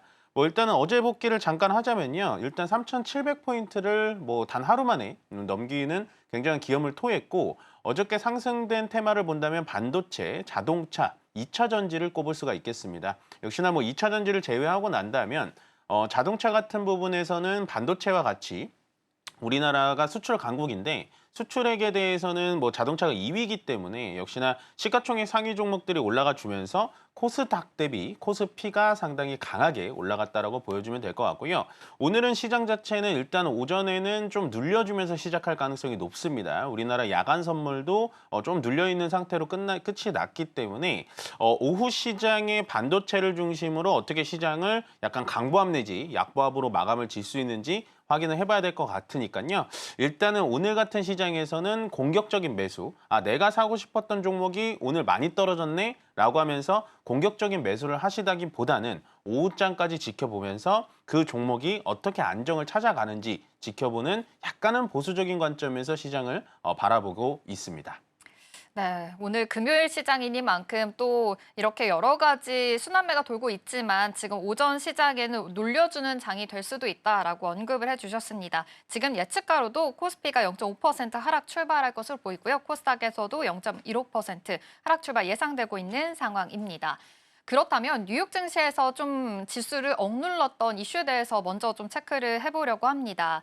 지역은행 부실 사태 문제가 좀 불거졌거든요. 사실 2023년에 한번 이런 사태도 있었습니다. SVB 사태라고 해서 이 뱅크런 사태가 좀 있었죠. 그때도 좀 증시가 크게 흔들린 적이 있었는데 관련해서 지역은행에 지금 대출 관련된 손실을 좀 처리하기 위해서 여러 가지 충당금이 좀 필요하다. 뭐 이런 이야기도 많이 나오고 있는 상황입니다. 이렇게 뉴욕 증시에서도 빗대어 봤을 때 좀 하락을 했던 만큼 우리 증시 안에서 혹시 뭐 은행주라든지 금융주들 더 빠질 만한 그런 이슈로 좀 해석을 해봐야 될까요? 이거 어떻게 보고 계세요? 일단은 우리 증시의 금융주하고는 큰 관련성은 있어 보이지는 않아요. 이게 말씀하셨다시피 2년 전에 SVB 사태 자체는 은행이 파산을 한 상태고요. 지금같이 이제 지방은행에서 나온 얘기는 대손, 말 그대로 대출 쪽에 대한 손해 이슈가 좀 나오면서 전체적으로 좀 시장을 누르고 있는데 제가 봤을 때는 뭐 큰 뉴스다, 작은 뉴스다 이거를 지금 상황에서 판단한다라기보다는 우리나라 시장과 미국 시장, 뭐 전체적인 글로벌 증시가 사상 최고치로 올라가고 있는 중에 약간은 좀 좋지 않은 뉴스로 전체적인 지수의 속도감이라든지 지수의 좀 눌림이 좀 필요했었는데 그거에 따른 좀 좋지 않은 악재지 않을까라는 생각을 합니다. 뭐 현재 뭐 이런 미국의 사태 때문에 우리나라 시장이 이제부터 꼭대기고 이제부터 떨어질 것이다라는 생각은 아니고요. 단지 뭐 이러한 뉴스 때문에 우리나라 시장도 가뜩이나 급하게 올라왔기 때문에요. 어느 정도 조정이 필요한 시기에 나온 조금 좋지 않은 뉴스다라고 정리를 해드리겠습니다. 그러네요. 좀 약간 타이밍이 좀 맞물렸다라고도 볼 수 있을까요? 우리 증시도 급하게 올라온 만큼 쉬어갈 만한 타이밍에 이런 좀 악재까지 같이 있었다라는 해석까지 해볼 수가 있을 것 같습니다.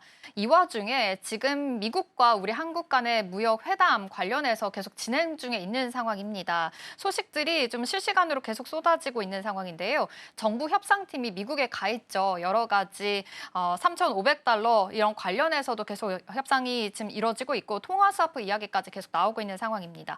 이 베센트 재무장관은 10일 내에 무역 협상 타결에 대한 가능성까지 있다라는 기대감까지 있는 상황에서 어제 증시에서도 반영이 된 만큼 올랐었거든요. 그런데 오늘 안에서의 주가 추이들이 어떻게 흘러갈지도 굉장히 중요하겠습니다. 정관이 지금 현재 협상이 계속 이루어지고 있는 상황이잖아요. 네. 그렇다면 협상이 그래도 긍정적으로 잘 이루어지게 된다면 어제처럼 우리 증시 다시 좀 반등을 해줄 만한 여력이 될까요? 일단은 한미 간의 협상 자체가 교착 상태에 있던 부분이 조금 답답했습니다. 네. 저도 이거에 대한 소식을 빠르게 알 수 있는 어떠한 연결된 선도 없기 때문에 그냥 정부만 믿고 기다릴 수밖에 없었다라고 설명을 좀 드릴 수가 있고요. 방금 앵커님께서 여쭤보셨다시피 일단은 한미 무역 간의 협상이 이뤄지게 된다면 가장 먼저 봐야 되는 건 원달러 환율입니다. 지금 전 세계에서 강달러는 아닙니다만 어쨌든 달러 대비 굉장히 약한 원화를 가지고 있는 게 우리나라와 일본입니다. 두드러지게 엔화와 원화가 굉장히 약세를 보이고 있는데요. 그 이유는 아마도 미국 쪽에 대해서 큰 금액의 투자가 들어가기 때문에 각국의 통화 가치가 조금 떨어지고 있는 거는 맞는 것 같아요. 그렇게 된다면 일단은 한미 간의 협상이 일어난다면 100% 통화 스와프가 진행이 되지 않더라도 현재 미국 재정부에서 나오는 얘기는 그럼 재정부 쪽에서 우리나라에게 돈을 10년간 빌려주겠다라는 식의 통화 스와프만큼의 완벽하게 좋은 해결책은 아닙니다만 그 차선책인 재정팀과 좀 얘기가 이뤄진다면 아마도 원달러 환율에서 원화 강세 현상이 좀 일어날 수 있습니다. 물론 현재 원달러 환율 자체가 1,400원 이상에서 좀 부담스러운 부분이 있는데요. 만약에 이런 사건을 계기로, 이런 뉴스를 계기로 1,300원 이하까지, 1,400원 이하까지 떨어진다면 현재 외국인들이 수급 자체가 환율이 굉장히 올라가 있는데도 많이 들어오고 있죠. 만약에 1,300원대까지로 또 떨어진다면 외국인들의 수급이 훨씬 더 급격하게 좀 들어와서 우리나라 시장을 조금 더 한층 더 레벨업 시킬 수 있는 긍정적인 모멘텀으로 작용하지 않을까라고 예측해 보겠습니다. 네, 지금 무역 협상 타결이 그래도 잘 이루어지게 된다면 가장 주목할 점 아무래도 환율이라고 말씀을 해주셨습니다. 지금 현재 각국의 통화 가치가 좀 떨어지고 있는 상황이거든요. 통화 스와프 이야기도 나오고 있죠. 100% 통화 스와프가 되지는 않더라도 그래도 말씀해 주신 대로 돈을 빌려주겠다라는 차선책의 이야기는 계속 나오고 있으니까요. 이 안에서의 흐름들 계속 뉴스들 좀 팔로우 해보셔야 될 것 같고요. 환율이 어제 좀 떨어지기 시작을 했습니다. 지금 현재 1,417원대 어제 마감을 하기도 했었는데 1,400원 안쪽으로 들어오게 된다면 외국인들의 수급이 또 유입이 될 수 있는 상황이니까요. 이전까지도 보시면 좋겠습니다. 이렇게 어제 무역 협상에 대한 기대감으로 인해서 올랐던 섹터 먼저 한번 짚어보려고 합니다. 사실 전문가님께서 그 전부터 계속 요 섹터는 좀 봐야 된다라고 말씀해 주셨는데 어제 시세를 뿜어냈거든요. 완성차 업계입니다. 현대차, 기아 그렇게 안 갔던 종목이 어제금 띄워주는 양상이었었는데요. 이제 관세 관련해서 좀 협상이 된다면 이런 완성차 업계들 계속 좀 봐도 괜찮을까요? 이제 신호탄일까요? 일단은 완성차 업체의 가장 아킬레스건이 어저께 어느 정도 좀 풀리는 실타래가 좀 풀리는 좀 느낌이었어요. 네. 그렇지만 제가 아쉬웠던 건 뭐냐면 현대차와 기아차는 같지만 그 밑에 단에 딸려 있는 자동차 부품주들은 오전에 강했다가 윗꼬리를 달고 다 내려왔단 말이에요. 그렇다라는 건 전체적인 모멘텀이 자동차로 수급이 쏠리는 거냐라고 한다면 조금은 저는 지켜봐야 된다라고 생각합니다. 이런 상태에서 많은 질문들이 좀 들어오는 부분이 뭐냐면 자동차주가 어저께부터 가기 시작했는데 이제라도 사야 될까요? 라는 질문들을 굉장히 많이 하시는데요. 저는 그 질문에 대해서는 약간은 좀 조금은 생각을 해볼 필요가 있다고 봐요. 이거는 이제 반도체 같은 경우에는 제가 묻지도 따지지도 말고 일단은 매수해서 가자. 올라갈 때 올라가자라고 말씀을 드렸지만 자동차는 물론 한미 간의 협상이 잘 일어나서 관세율이 15%로 결정이 난다 손 치더라도 일단은 일본의 도요타 자동차와 이렇게 된다면 관세가 똑같아지는 거거든요. 기존에 우리는 FTA를 혜택을 받을 때는 2.5% 낮은 관세율을 일본 자동차보다 낮게 팔았습니다. 그런 부분을 생각을 해본다면 물론 현대차와 기아차의 기술력, 그다음에 가격 경쟁력 이런 것들은 있겠지만 자동차주를 제가 계속해서 좋게 말씀드리고 자동차주를 모아가세요, 모아가세요 라고 했었던 그 타이밍에 사셨던 분들 아니고선 지금은 섣불리 따라가는 거는 저는 조금은 실수를 겸할 수 있다라고 말씀을 좀 드리고요. 그럼 자동차주들을 언제부터 좀 봐야 되냐라고 한다면 이런 거를 좀 보시면 될 것 같아요. 기아차와 현대차가 올라가면서 밑에 단에 있는 자동차 부품주들까지 같이 분위기를 좀 만들어낸다면 그때부터 자동차주들을 좀 모아가시는 게 훨씬 더 현명한 선택이라고 보여지고 어저께 하루의 급등들이 보통 갭 상승으로 좀 나와줬기 때문에 오늘 그리고 다음 주까지 어떻게 상승률이 계속해서 이어지는지까지 체크를 해봐야 될 것 같다라고 정리를 해드리겠습니다. 이것도 좀 타이밍이 중요했었네요. 그동안 완성차 쪽으로 긍정적으로 말씀을 해줬는데 그때 또 사셨던 분들에게는 좀 수익 실현의 기회가 또 될 수 있을 것 같습니다. 어제 부품주 안에서 윗꼬리를 달고 내려왔기 때문에 다시금 좀 순환매가 다시 돌기 위해서는 부품주 안에서도 수급이 몰리게 된다면 그때 다시 보시는 전략들도 필요해 보입니다. 여러 가지 이슈들 체크해 보시면서요. 우리 시장 본격적으로 출발해 보도록 하겠습니다.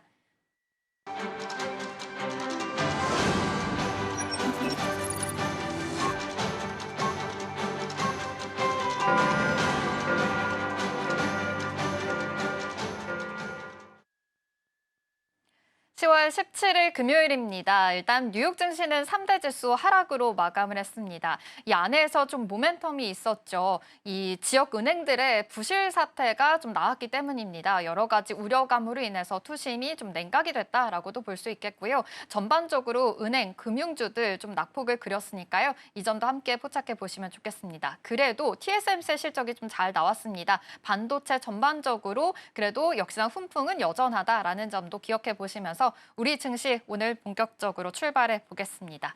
네, 코스피, 코스닥 양시장 오늘 하락 출발합니다. 코스피가 0.5% 가까이 하락을 하면서 3,732포인트 선 지나가고 있고요. 코스닥도 0.3% 하락하면서 862포인트 선 지나가고 있습니다.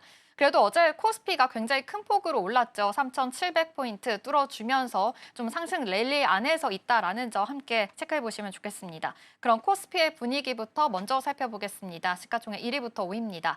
네, 1위부터 5위 오늘 좀 모두 다 쉬어가는 양상입니다. 삼성전자도 0.6% 눌러주고 있고요. SK하이닉스도 0.3% 하락 출발하고 있는 양상입니다. LG에너지솔루션 어제 큰 폭으로 또 상승했죠. 2차 전지 안에서 좀 긍정적인 모멘텀들이 계속 좀 같이 붙는 모습인데요. ESS 부분에서의 실적도 잘 나왔고 이 안에서 뭐 전기차 판매까지 늘었다라는 양상과 함께 전반적인 분위기가 좀 살아나는 모습이었습니다. 단기간에 올라와서일까요? 오늘은 2% 하락하고 있습니다. 이 점도 체크해 보시기 바랍니다. 삼성바이오로직스 1% 하락하면서 마감했는데요.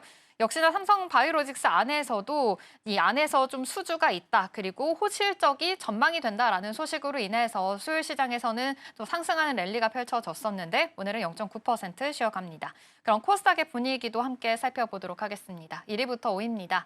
네, 오늘 알테오젠이 0.1% 보합권에서 그래도 상승 출발하고 있는 상황이고요. 에코프로 BM 1% 빠지고 있는 상황입니다. 하지만 에코프로가 3% 반등하고 있는 양상인데요.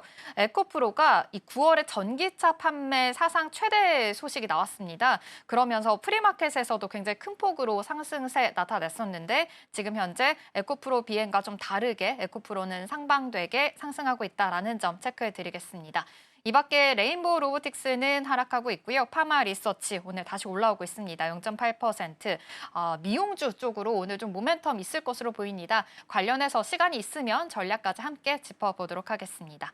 네, 아침 상황이지만 수급 또 체크해 보겠습니다. 코스피, 코스닥 양시장 오늘 외국인과 기관 지금 팔자세 포지션 잡고 있고요. 선물 시장에서만 외국인들 소폭이지만 그래도 상승, 이 매수 우위 보이고 있다는 점까지 체크해 드리겠습니다. 그럼 본격적으로 오늘 증시 분위기 먼저 체크를 해봐야겠죠.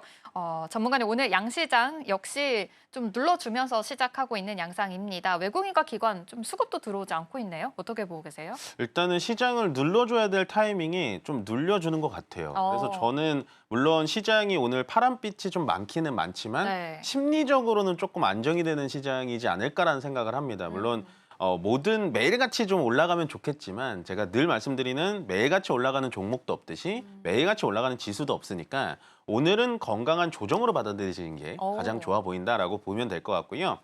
일단은 코스피, 코스닥 양시장 좀 파란불을 띄고 있습니다. 그렇지만 뭐 지금 오후까지는 좀 지켜봐야 될 것 같고 방금 앵커님께서 한번 짚어주셨지만 일단은 수급 자체를 좀 체크를 해봐야 되는데 수급이 뭐 만약에 오늘 조정이 굉장히 세다. 그다음에 우리나라 시장이 좀 안 좋은 시그널이 좀 나온다라고 한다면 지금부터 외국인들이 막 팔기 시작하거든요. 물론 지금 외국인들의 계좌는 한 200억 정도 매도가 좀 나오곤 있습니다만 원래는 굉장한 큰 폭의 조정이 나오면 이 시간대부터 막 2천억, 뭐 3천억 이런 식으로 매도 물량을 막 폭탄으로 쏟아내고 그렇기 때문에 전체적인 시장의 상승 기조는 끝난 게 아니다. 그러니까 조정이 왔을 때 절대로 겁먹거나 도망가지 마셔라라는 부분 계속해서 말씀드리고요.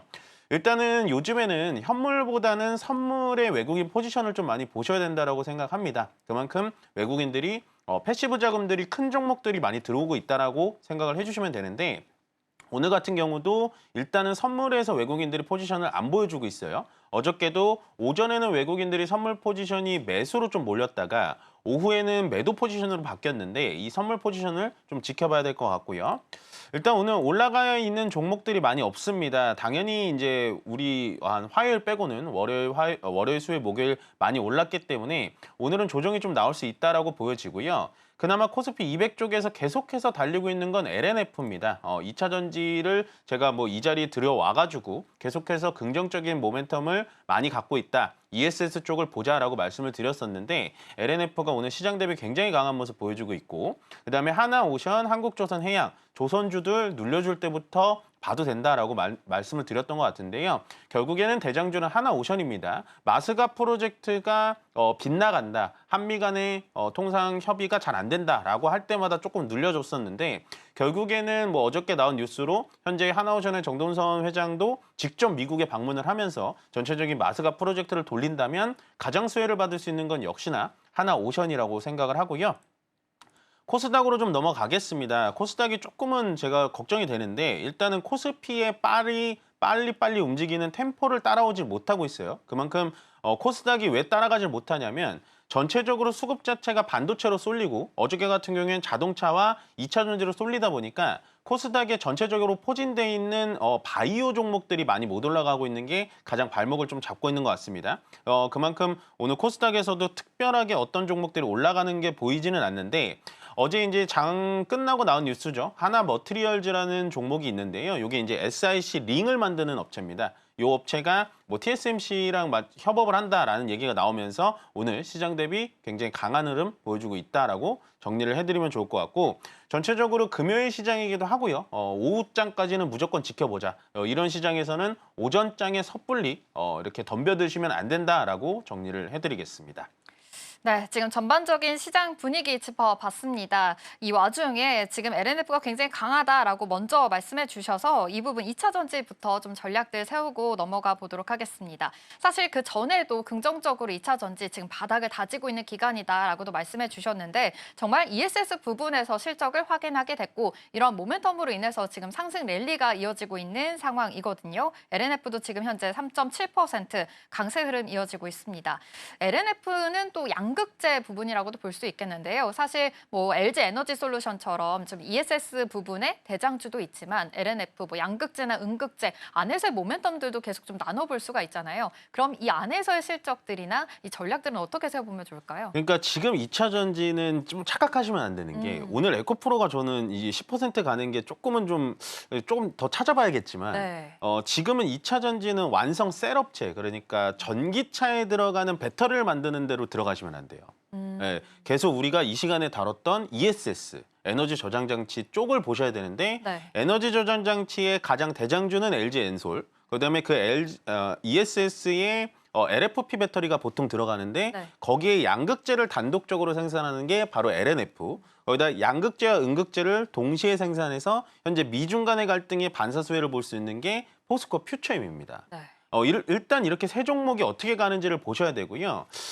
물론 뭐 에코프로와 에코프로 BM도 좋지만 지금은 제가 말씀드렸다시피 전기차 캐즘이나 이런 건 얼추 어느 정도 마무리가 얘기가 안 나오는 거면 마무리가 좀 되는 것 같지만 결국에는 지금 배터리사에서 가장 수익을 많이 볼 수 있는 건 ESS입니다.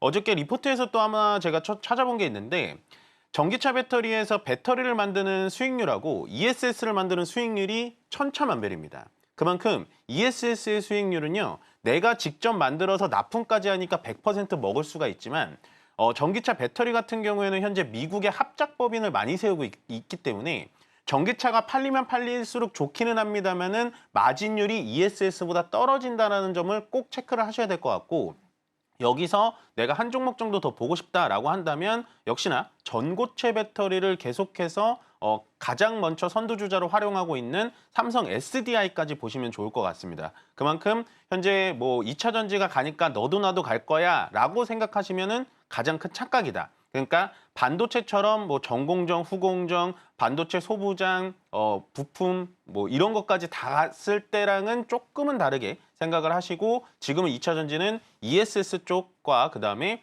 양극재와 음극재를 직접 만들 수 있는 업체로 꼭 선별하셔서 대응하셔라라고 정리를 해드리겠습니다. 아, 좋습니다. 2차 전지 안에서의 옥석고르기를 명확하게 이야기해 주셨습니다. 전기차 쪽보다는 ESS 쪽의 수익률을 좀 보셔야 될 것 같은데요. 역시나 좀 실적이 잘 나오는 모멘텀, LG 에너지 솔루션뿐만이 아니라 양극재는 LNF, 음극재 포스코 퓨처, 오늘 전고체 말씀도 해주셨는데 삼성 SDI까지 오늘 쉬어가는 중 장인데도 불구하고 모두 다 상승하는 흐름 가지고 있는 상황입니다. 이전까지 함께 체크해 보시면 좋겠습니다. 그렇다면 2차 전지 전략들 좀 세워봤고요. 이번에는 반도체 아무래도 이야기를 안 할 수가 없을 것 같습니다. 간밤에 TSMC의 실적이 나왔죠. 순이익이 21조 나오면서 역대 최대 실적이라고 합니다. 매출 비중도 굉장히 늘었다고 하는데요. 그렇다면 이러한 모멘텀으로 인해서 반도체 랠리가 어떻게 좀 변화가 될 수 있을지 이 점도 중요할 것 같습니다. 관련해서 여쭤보겠습니다.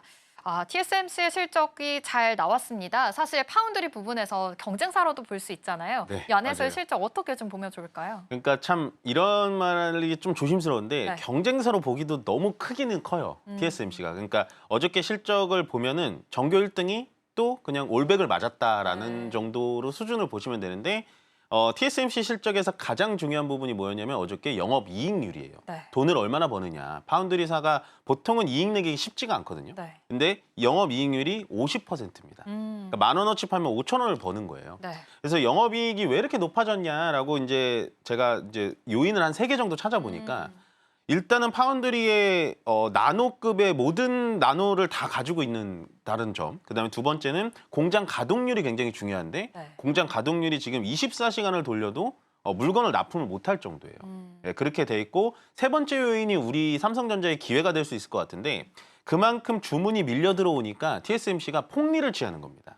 가격을 비싸게 받는 거거든요. 네. 그래서 조금은 마음 아픈 얘기지만 삼성전자가 테슬라의 파운드리를 받았고 애플의 뭐 이미지 센서를 파운드리를 받은 걸 보면 그만큼 싸고 정확하게 해줄 수 있다라는 거예요. 그러니까 TSMC가 비싸게 받으면 받을수록 저는 삼성전자한테는 좀 기회라고 보여지니까 앞으로도 삼성전자의 파운드리 산업이 이번에도 적자폭을 많이 줄였지만 네. 다음번에 흑자로 넘어간다면 역시나 뭐 10만 전자, 11만 전자도 정말 넘어가기는 시간 문제다라고 오. 생각을 합니다. 오히려 실적 부분에서 지금 삼성전자가 오히려 수혜를 좀 볼 수 있을 것이다라고 해석을 해주셨습니다. 지금 이 순이익이 굉장히 중요하거든요. 이 안에서 아무래도 가격을 많이 상승시켰다라는 부분에서는 삼성전자가 오히려 좀 이익을 가져갈 수 있는 좀 더 점유율을 좀 같이 가져갈 수 있는 부분으로 해석을 해주셨으니까요. 이 안에서의 모멘텀들 계속 보시면 좋을 것 같습니다.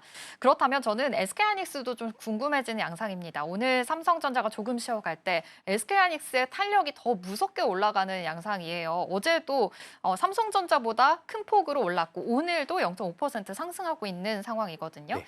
지금 이 SK하이닉스의 주가를 또 추종하는 레버리지가 홍콩 상장에도 맞아요. 상당히 됐다고 하잖아요. 네. 그렇다면 이렇게 여러 가지 모멘텀으로 봤을 때 SK하이닉스의 힘이 좀 더 강하다 이렇게 해석을 해봐야 될까요? 어떻게 보세요? 아무래도 저는 SK하이닉스의 힘은 당연히 강하다라고 보여집니다. 지금 반도체의 중심은 물론 레거시 반도체까지 넘어갔기 때문에 삼성전자가 같이 올라간 거지 네. 사실은 반도체 그러니까 메모리 반도체의 중심은 HBM이거든요. 근데 이 HBM4 HBM4를 삼성전자 지금 못 만들고 있기 네네. 때문에 HBM4에서 일단은 또 선점을 했고 방금 앵커님께서 말씀하셨다시피 홍콩 증시에 레버리지 상장을 했는데 그것도 굉장히 뜨거워요, 지금. 네. 예, 삼성전자가 원래 먼저 상장을 했거든요. 거기에는 약간은 좀 파리가 날렸는데 그만큼 지금 전 세계의 글로벌 자금들도 하이닉스의 움직임에 주목을 하고 있다라고 보시면 될 것 같습니다. 지금 글로벌적으로도 계속해서 좀 하이닉스 주가 흐름에 지금 주목을 하고 있는 양상입니다. 역시 SK하이닉스의 주가 흐름이 더 강하다라고 분석해 주신 만큼 이 안에서의 이 반도체 투톱 안에서의 랠리들 잘 주목해 보시면 좋겠습니다.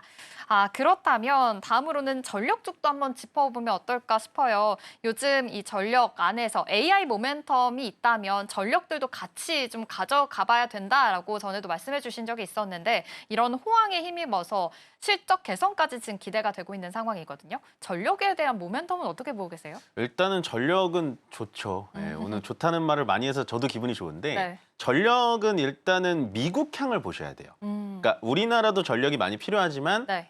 솔직히 지금 AI 데이터 센터를 더 크게 짓고 더 많이 짓는데 미국입니다. 그러면 미국에 공장이 있는 업체들을 좀 스터디를 하셔야겠죠. 미국에 공장을 지을 예정인 업체 말고 미국에 공장이 있어서 현재 미국에 납품을 하는 업체들이 굉장히 많이 있기 때문에 우리나라의 현재 전력기기 변압기의 3대장인 HD 현대일렉트릭, 그다음에 효성중공업, LS 일렉트릭이 있습니다. 이 세 개 업체 중에 현재 미국에 공장을 가지고 있는 업체는 2개밖에 없고요. LS 일렉트릭 같은 경우에는 미국에 납품을 할 예정입니다. 그렇지만 어쨌든 초고전압 변압기를 만들 수 있는 업체들이 세 업체나 있기 때문에요. 조금은 편안하게 선택을 하시면 주가는 많이 올라왔지만 크게 부담 없이 추가적인 상승 동력은 있다라고 정리를 해드리겠습니다. 역시나 AI 모멘텀과 함께 전력기기 안에서도 계속해서 좀 순환매 돌면서 또 상승 랠리가 펼쳐질 수 있으니까요. 이 3사 안에서의 모멘텀 생각해 보시면 좋겠고요. 특히 북미 시장 중심으로 수익이 얼마나 내느냐가 또 중요해 보이니까요. 이 점까지도 포착해 보시면 좋겠습니다. 스탁포인트는 여기서 마치도록 하겠습니다. SCTV 이민 전문가와 함께했습니다. 고맙습니다. 네, 고맙습니다.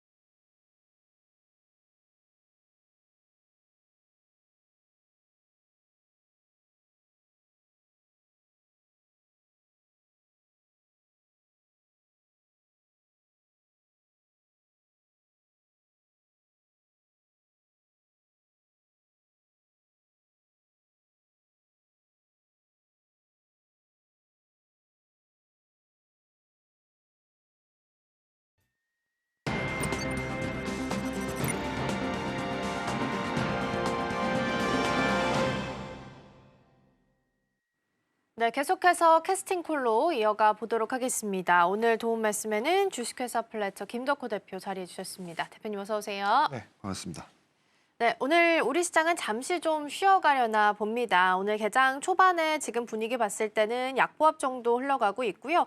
양시장 모두 외국인과 기관 쪽에서 좀 빼고 있는 분위기가 나타나고는 있는데 규모가 크지는 않습니다. 그리고 외국인들 지금 선물 쪽에서도 같이 좀 빼고 있는 것으로 확인되고 있습니다. 일단 전반적인 분위기는 좀 쉬어가는 듯하긴 한데 어떻게 해석을 좀 하고 계실까요? 일단 우리나라 증시가 이제 코스피 4천을 이제 목전에 두고 있는 상황이다 보니까 아마 좀 단기적인 좀 조정은 나올 수 있다라고 그쵸. 보는데 그 조정이라는 게 그러니까 우리가 예상하는 것처럼 이제 손바뀜에 좀 더 가깝다라고 저는 판단을 하고 있어요. 그러니까 그동안 이제 우리나라 증시가 사실은 이제 여러 가지 이슈가 있었죠. 중국과의 어떤 관계들, 특히 이제 한한령 해제에 대한 기대감으로 엔터주라든가 게임주, 그리고 이제 유카들의 매수를 기대를 하면서 카지노, 면세점 이런 기업들도 굉장히 많이 올라왔습니다. 근데 지금 어떻게 보면은 지난 6월부터 해서 우리나라 증시가 이제 섹터별로 봤을 때도 순환매가 굉장히 좀 빠르게 올라왔는데 네. 다행인 것은 보통 이렇게 순환매가 빠르면은 이제 시장이 조정이 깊게 나옵니다. 그래서 지수가 좀 더디게 올라가는 경우가 굉장히 많았었는데 이번에 이제 삼성전자가 어닝 서프라이즈를 발표를 했죠. 네. 당일날에는 좀 차익 매물이 공격적으로 나오긴 했습니다만은 또 다시 이제 외국인과 기관들이 또 다시 이제 접근을 하고 있다라는 부분에서 봤을 때는 결국은 이제 손바뀜만 좀 조심하면 된다라는 입장입니다.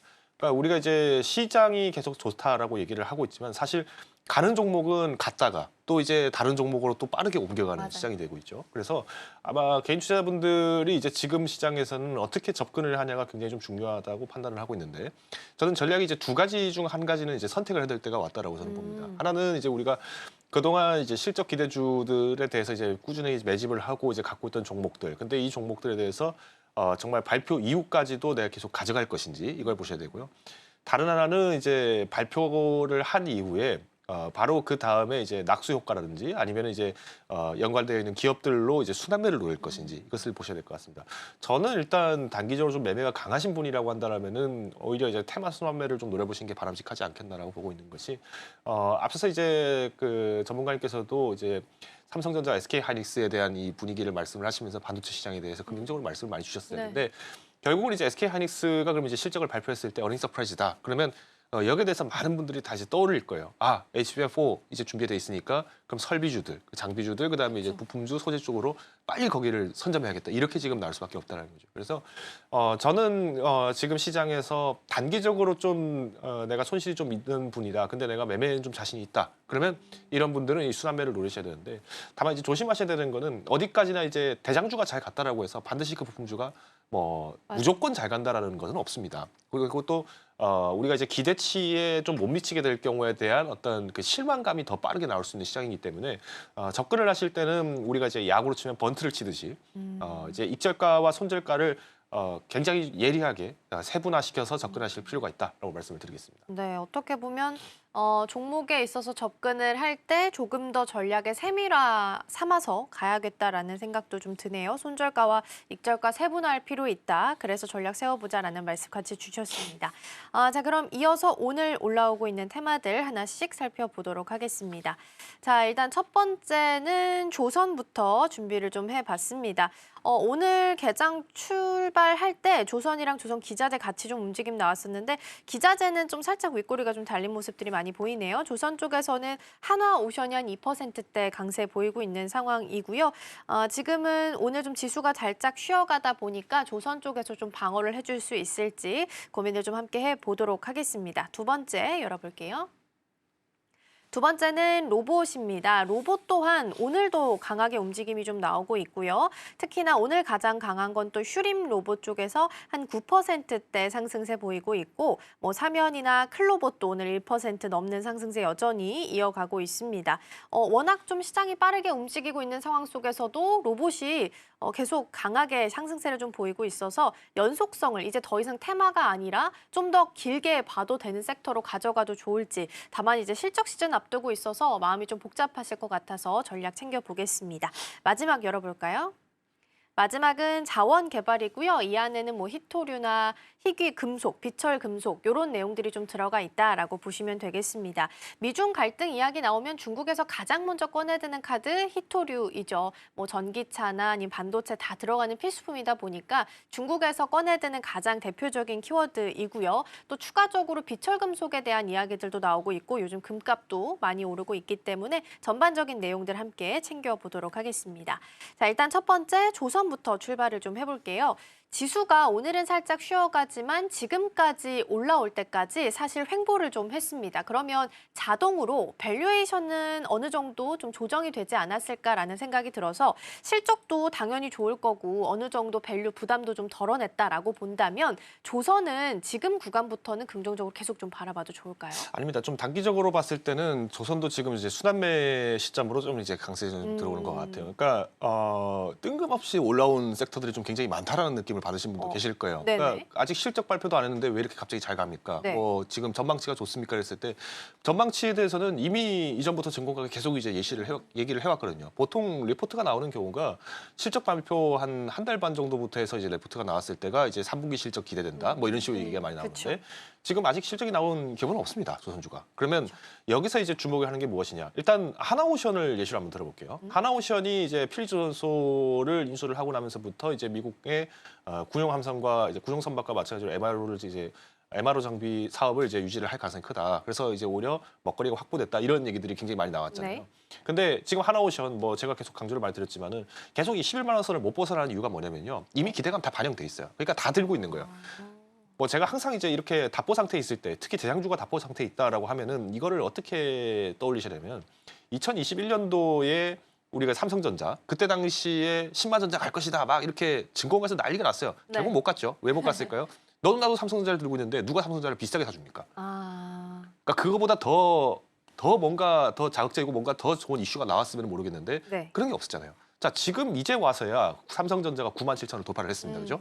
자, 이 말은 우리가 3년 반 전으로 돌아갔을 때 말도 안 되는 주가였다는 거예요. 근데 그때는 코로나 증시가 워낙 이제 뭐 우리나라뿐만 아니라 전 세계적으로 엄청난 붐을 일으켰다 보니까 나올 수 있는 어떤 단기적인 쏠림 현상이었다는 것에는 아마 많은 분들이 공감을 하실 거예요. 그러면 하나오션 같은 경우는 지금 어떠냐? 지금 주식 시장이 사실 뭐 미국 시장도 그래도 굉장히 좀 잘 성장을 하고 있고 우리나라도 여기에 이제 흐름세를 잘 타고 있는 마장이긴 합니다만은 그러면 하나오션이 올해 초부터 해서 그 주가 움직임들을 보신다면은 과연 지금 여기서 추가적인 탄력을 얻을 수 있을 것인가? 지금 주가가 거의 이제 3배가량 올라갔거든요. 그럼 3배까지 올라간 입장에서 네. 여기서 이제 더 주가를 올리려고 한다면은 이제 결국에는 그게 실적으로 바로 연결이 돼야 됩니다. 근데 MRO 사업이라고 하는 거는 당장 매출이 빨리 많아질 수가 없어요. 그렇죠. 그래서 이제 나오는 문제가 지금 조선주 같은 경우에는 이제 MRO 사업으로 기대가 됐던 거에 대한 가치는 좀 상대적으로 좀 약세되다 보니까 이제 주가가 이제 지난 12만 원 5천 원을 돌파한 이후부터 이제 좀 스물스물 빠지는 원인은 손바뀜인 거예요. 그럼 이 손바뀜이 나왔다라는 거는 뭐냐면은 그러니까 잘 되면 땡큐. 근데 안 된 순간에는 실망 매물이 빨리 나올 수 있다. 그래서 이제 지금 조선주가 조금 부진하게 움직이지 않나라고 판단을 하고 있는데 네. 오히려 저는 그래도 조선주 자체는 이제 장기적인 전망에서는 충분히 유효하다고 봅니다. 뭐 앞서 말씀드린 것처럼 이 하나오션에 대해서 미국은 굉장히 지금 우호적인 러브콜을 많이 보내고 있고 이번에 중국이 이제 미국을 제재를 직접적으로 못하다 보니까 하나오션에게만 불똥을 튀었잖아요. 근데 그쵸. 이걸 보면은 확실히 하나오션이 먹거리를 따라온 게 좀 굉장히 크구나라는 거는 우리가 알 수 있습니다.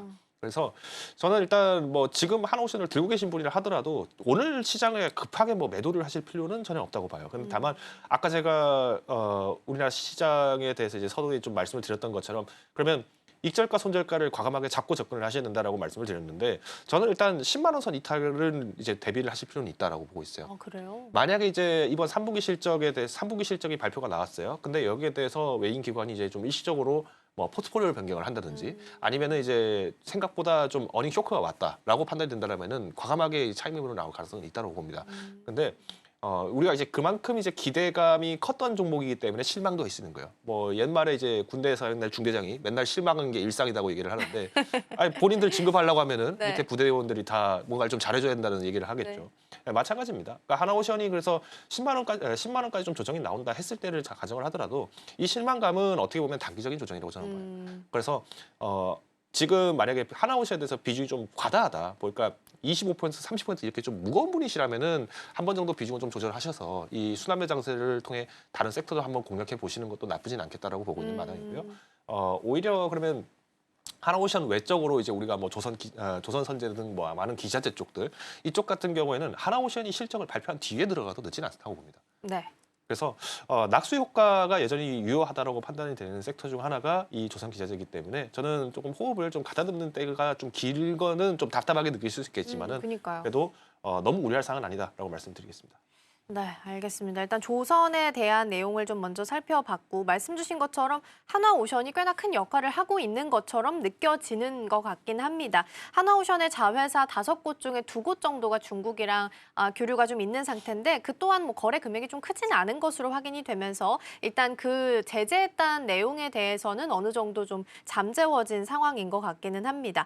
그러면 이제 기자재단으로 좀 보면요. 사실 엔진은 다른 기자재들이랑 다르게 중국 쪽에 대한 모멘텀이 추가적으로 붙어 있는 상황입니다. 중국에서도 배를 만들 때 엔진은 한국 거를 붙여달라고 하니까 그렇게 본다면 엔진 쪽은 조금 더 상단을 열어두고 볼 수 있을까요? 뭐 물론 그렇게 볼 수도 있을 것 같은데요. 일단 뭐 우리가 이제 엔진 같은 경우는 실질적으로 이제 수주를 해야 되잖아요. 근데 그렇죠. 지금 미국의 이제 컨테이너선 수주가 기대가 된다 뭐 이런 얘기를 하고 있어요. 근데 미국은 원래 전통적으로 미국 선박법 때문에 네. 미국 기업이 미국 조선소에서 미국 인력을 통해서만 만든 선박만 미국 내 취향을 가능하게 만들어놨어요. 그러니까 어떻게 보면은 미국 내에서의 성역을 만든 거예요. 근데 이걸 만약에 우리나라가 뭐 수주를 한다라고 했으면은 어떻게 보면은 매출이 단기적으로 늘 수 있겠죠. 근데 단점이 뭐냐면은 마진율이 좋지는 않을 겁니다.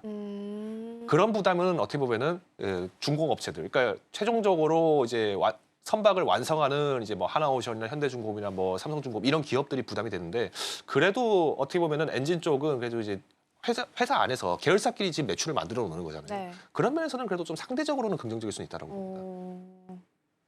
알겠습니다. 일단 엔진에 대한 모멘텀 일단 중국으로 좀 붙어 있기는 하지만 상단을 열어두고 보기까지는 조금 시간이 좀 걸릴 수도 있겠네요. 마진 측면에서는 말씀 좀 해주셨으니까 함께 고민해 보시면 좋겠습니다. 자, 그럼 두 번째 테마로 넘어가서 로봇 쪽 함께 보겠습니다.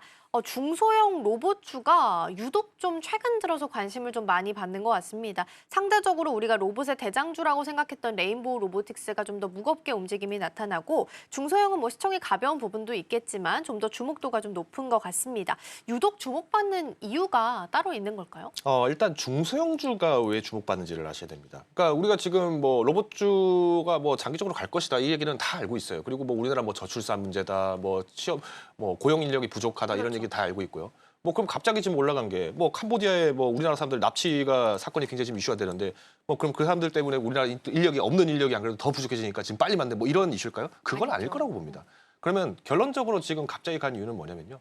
일단 로봇 자체에 대해서 이슈를 만든 거는 어떻게 보면은 소프트뱅크가 이번에 스위스의 아세안 브라운 보베리로부터 이 로봇 사업부를 이제 인수를 하게 되면서 네, 주목을 맞아요. 받았던 것 같아요. 근데 아시겠습니다만은 소프트뱅크 같은 경우에는 실질적으로 하드웨어를 건들지 않았어요. 거의 대부분이 인프라를 건드렸죠. 인프라와 소프트웨어 쪽을 주로 공략을 했었죠. 그러다 보니까 뭐 쿠팡도 있고 뭐 알리바바도 그랬었고 우리나라의 많은 이제 IT 기업들에 대해서 투자를 할 때도 이 소프트뱅크가 굉장히 큰 손으로 투자를 했었잖아요. 근데 실질적으로 보면은 소프트뱅크가 직접적으로 뭔가를 만들어서 뚝딱뚝딱 만들어서 이걸 키운다? 그런 얘기는 없었잖아요. 자, 그러면 이게 지금 어떤 의미를 가지냐면요. 지금 소프트뱅크도 이거를 피지컬 AI에 대해서 무조건 먹거리로 삼겠다라는 얘기인 겁니다. 그러다 보니까 너도 나도 갑자기 그러면 이제 본격적으로 피지컬 AI 시대가 보여지기 시작하는구나. 왜? 항상 우리가 흔히 말하면 비선 실세처럼 있던 소프트뱅크가 갑자기 자기네가 로봇 사업부 인수를 한다라고 얘기가 나와버리니까 그럼 이거 진짜 뭔가 있나 보다라고 하면서 이제 주가가 올라가는 거예요. 그런데 이런 얘기가 나오면은 자연스럽게 대형주들이 먼저 움직여야 되는데 대형주 거의 안 움직였거든요. 두산 로보틱스 맞아요. 뭐 움직인 거 거의 없죠. 레인보우. 로보틱스 거의 안 움직였습니다. 근데 아이러니하게도 몸집이 작은 종목들만 다 올라갔어요. 그 목적이 뭐냐면은 결론적으로 지금 시장은 매각설에 지금 주목을 하고 있는 겁니다. 매각 기대감이죠. 그러니까 기술력이 있고 우리나라 지금 한국 같은 경우에는 뭐 5G를 비롯해서 이제 인프라망이 굉장히 잘 구축되어 있고 또 이제 네이버를 비롯해서 이제 디지털 트윈을 통한 우리가 이제 시뮬레이션을 돌릴 수 있는 상황들이 굉장히 많이 있다 보니까 네. 한국의 기업을 통해서 한국 내 시장을 통해서 테스트를 거칠 것이다. 그러기 위해서는 한국 기업이 필요할 것이다라는 프레임이 만들어지다 보니까 소형주들 중심으로 올라갈 수밖에 없다라는 거예요. 그래서 저는 단기적으로 봤을 때는 이 기대감이 어떻게 보면은 뭐 기업의 뭐 매각까지도 이제 지분 투자 뭐 혹은 이제 뭐 블록딜까지도 이제 생각을 하다 보니까 이렇게 좀 주가가 작은 종목들 위주로 좀 많이 움직였다고 보고 있고요. 다만 이제 여기에 대해서 실방 매물도 빨리 나올 수는 있다라고 봅니다. 그러면 우리가 여기서 이제 핵심적으로 볼 때는 지금 로봇주라고 얘기를 하는 것이 과연 어떤 로봇을 우리가 투자를 하는 것에 목적을 두고 있는가. 네. 일단 대부분은 펀더멘탈적으로 강한 기업을 잡으려고 해도 로봇주들 거의 대부분이 펀더멘탈이 별로 좋지는 않아요. 그러니까요. 그러니까 뭐 심지어는 이 실적 발표가 곧 있으면 나올 텐데 여기서 뭐 다들 어닝 서프라이즈를 기대하겠어요. 어닝 쇼크를 기대하겠어요. 쇼크가 좀 더. 차라리 어닝 쇼크가 오면은 그냥 어닝 쇼크만 아니면 된다 뭐 이 정도인데 네. 어닝 쇼크도 그래 마이너스 30%보다는 그래도 마이너스 20%가 낫지 이런 정도의 반응인 거예요. 맞아요. 그러니까 이게 문제입니다. 그러니까 로봇 산업에 대해서 성장성이 계속 유효한 거는 어쩔 수가 없어요. 그러니까 지금 단기적으로 우리가 봤을 때도 여러 이제 기업들을 좀 거론을 네. 드릴 수 있겠지만 대표적으로 두산 로보틱스를 한번 예를 한번 들어볼게요. 두산 로보틱스가 사실 두산그룹이 두산 밥캣까지 넣으면서 많았죠. 로봇 사업을 네. 더 육성하겠다고 얘기를 했는데 이건 배보다 배꼽을 더 키워버리려고 했던 상황이었거든요. 근데도 불구하고 로봇주들이 이제 단기적으로 좀 조정이 나왔다가 다시 이제 기세를 드는 이유는 뭐다? 일단 무인화, 자동화에 대해서 초점을 놓고 있는 거예요. 근데 아직까지는 이제 많은 분들이 로봇 하면은 다 떠올리는 거는 이제 과거 영화 터미네이터처럼 휴머노이드 로봇을 다 생각을 하고 계시겠지만 지금 당장에 실적을 만드는 기업들의 대부분은 스마트 팩토리에 들어가는 머신함들입니다. 그래서 저는 이제 로봇주를 지금 단기적으로 좀 지금이라도 좀 공략을 하고 싶습니다라고 하시는 분들이 계시다면 일단 첫 번째로 스마트 팩토리 쪽에서 매출을 계속 안정적으로 만드는 기업이 누가 있었는가를 먼저 보셔야 된다고 봐요. 지금 영업이익보다는 사실은 매출 포지션이 더 큽니다. 근데 두 번째는 이제 그다음에 이제 부품주로 수남매가 나오겠죠. 그래서 스마트 팩토리 기업들이 이제 실적이 좋았다 나빴다에 대한 판단 가름으로 이제 부품주가 움직일 가능성이 크고요. 그 다음에는 디지털 튼입니다. 근데 이 디지털 튼이라고 하는 게 말 그대로 이 대형 데이터를 엄청난 데이터를 활용해서 가공해서 우리가 이제 시뮬레이션을 돌릴 수 있는 기업이다 보니까 현실적으로 우리나라 네이버밖에 없어요. 근데 문제는 네이버가 항상 먼저 먼저 실적을 먼저 발표를 해버립니다. 그러면 이제 여기서 주목할 거는 3분기 네이버 실적을 같이 보시면서 이걸 접근을 해야 된다는 거예요. 알겠습니다. 그래서 네. 이제 아까 제가 소프트뱅크가 이 ABB 인수를 하면서 이제 매각 기대까지 나왔다라고 한다는 거는 자연스럽게 그럼 우리나라의 테스트 환경이 여건이 됐을 때라는 것을 전제를 놓기 때문에 그래서 네이버와의 어떤 주가 커플링도 함께 보시면서 우리가 실적 장세는 대비를 해야 되고요. 저는 당연히 지금 뭐 소형주들이 좀 워낙 급등을 좀 빨리 했기 때문에 차익 네. 매물은 나올 수 있다라고 판단을 하고 있습니다. 그래서 익절가 반드시 잡고 접근하셔야 된다 말씀드리겠습니다. 그게 중요하겠네요. 익절가를 반드시 잡아야 된다라는 말씀 주셨고 말씀 주신 것처럼 네이버가 최근에 또 로봇 모멘텀이 또 같이 부각이 좀 되기도 했죠. 11월 6일에서 7일 네이버 컨퍼런스 개최되는데 여기서 이제 휴머노이드 공개한다라는 소식도 같이 있으니까 참고해 보시면 좋겠습니다. 그럼 한 가지 궁금한 게 이제 종목을 여러 가지 말씀을 좀 해주셨는데 사실 금리 인하 시기로 지금 들어온 상태잖아요. 그러면 이제 기업들 입장에서는 투자할 수 있는 그 금액 자체가 조금은 더 늘어날 수 있는 숨통이 좀 트여진 상태니까 로봇주 중에서도 뒤에 이제 대기업들이 좀 붙어 있는 종목들 있잖아요. 그런 종목들은 좀 어떨까요? 저는 이제 장기적으로 포석에서는 나쁘진 않다고 봐요. 근데 문제는 뭐 이게 또 어떻게 보면은 하나오션과 비슷한 모습이 가 있는 거거든요. 그러니까 지금 로봇주 잘 안 갑니다라고 하시는 분들 다 포트폴리오 들여다보면요. 두산 로보틱스 아니면 레이버 좀 로보틱스예요. 강하죠. 네. 이게 어쩔 수가 없어요. 그러니까 이제 그나마 LG전자가 뒷배에 있었던 로보스타를 좀 택한 분들은 오늘 운이 좋았다. 오랜만에 로보스타가 드디어 올라갔다. 이렇게 얘기를 하실 네. 텐데 저는 그러면 지금 시점에서도 여전히 중소형 쪽 공략이 가능하냐? 가능은 하다고 봐요. 근데 중소형주 중에서 보통 보면 이제 부품주들이 지금은 잠깐 소외가 되어 있거든요. 최근에 이제 뭐 사면 같은 기업은 이제 용접 로봇 때문에 좀 이슈가 나오면서 단기적으로 좀 빨리 주가가 올라왔어요. 네. 근데 여기서 이제 추가 수주가 좀 지연된다라고 했을 때면은 이제 단기적으로 우리가 좀 실망감이 좀 나올 수 있다. 혹은 이제 손바뀜이 나올 수 있다고 판단하기 때문에 저는 이제 좀 장기적으로 본다라면은 엔젤 로보틱스를 좀 판단을 하고 있습니다. 그러니까 엔젤 로보틱스가 이번에 이제 태국하고 베트남의 이 하반신 불안전 마비 환자들을 대상으로 착용할 수 있는 웨어러블 로봇이 의료기기 인증을 받게 됐어요. 그러니까 이거는 이제 동남아 시장에 본격적으로 들어갈 수 있는 포석이 열렸다는 건데 엔젤 로보틱스는 상장 전에도 이 LIG 넥스원하고 이제 이 로봇 산업에 대해서 이제 협업을 하는 MOU를 체결한 적이 있는데 LIG 넥스원이 어떤 기업입니까? 방산 기업이잖아요. 그렇죠. 저는 정말 먼 그림까지 본다라고 했을 때는 엔젤 로보틱스가 언젠가는 우리나라의 이제 외골격, 그러니까 이제 전장 환경에서 필요한 외골격 슈트, 뭐 엑소슈트 이런 것들도 만들 수 있는 기회를 갖지 않겠는가? 왜 우리 당장 인체적 데이터에 대해서 움직임의 데이터를 다 이제 측정을 할 수 있는 로봇을 갖고 있고 그것을 또 지금 매출을 만들고 있기 때문에 그런 거거든요. 그래서 저는 일단 엔젤 로보틱스가 뭐 어제 굉장히 움직임이 좋았죠. 그러다 보니까 이제 뭐 오늘 조금 이제 추가적인 탄력을 얻기에는 좀 제한적인 움직임이 좀 나올 수는 있다라고 보고 있지만 내년 상반기까지 만약에 이제 좀 주가를 좀 베팅을 해보겠습니다라고 한다면은 저는 내년 정해져 있습니다. 내년 하반기까지 이제 좀 모멘텀을 좀 보겠습니다라고 하신다면은 42,000원 선 돌파도 한번 기대는 충분히 해볼 수 있을 것 같아요.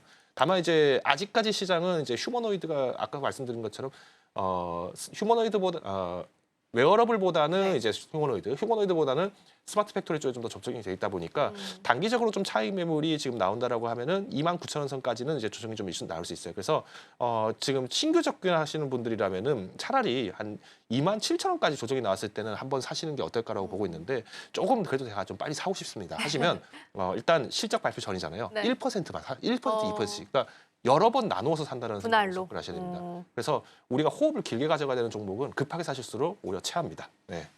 맞아요. 그러니까요. 이게 로봇은 좀 실적 부분에 있어서는 좀 부담이 있다 보니까 이제 시즌 맞이하면서부터는 좀 마음이 복잡하실 것 같아서 일단 전반적인 내용들 먼저 좀 챙겨봤고요.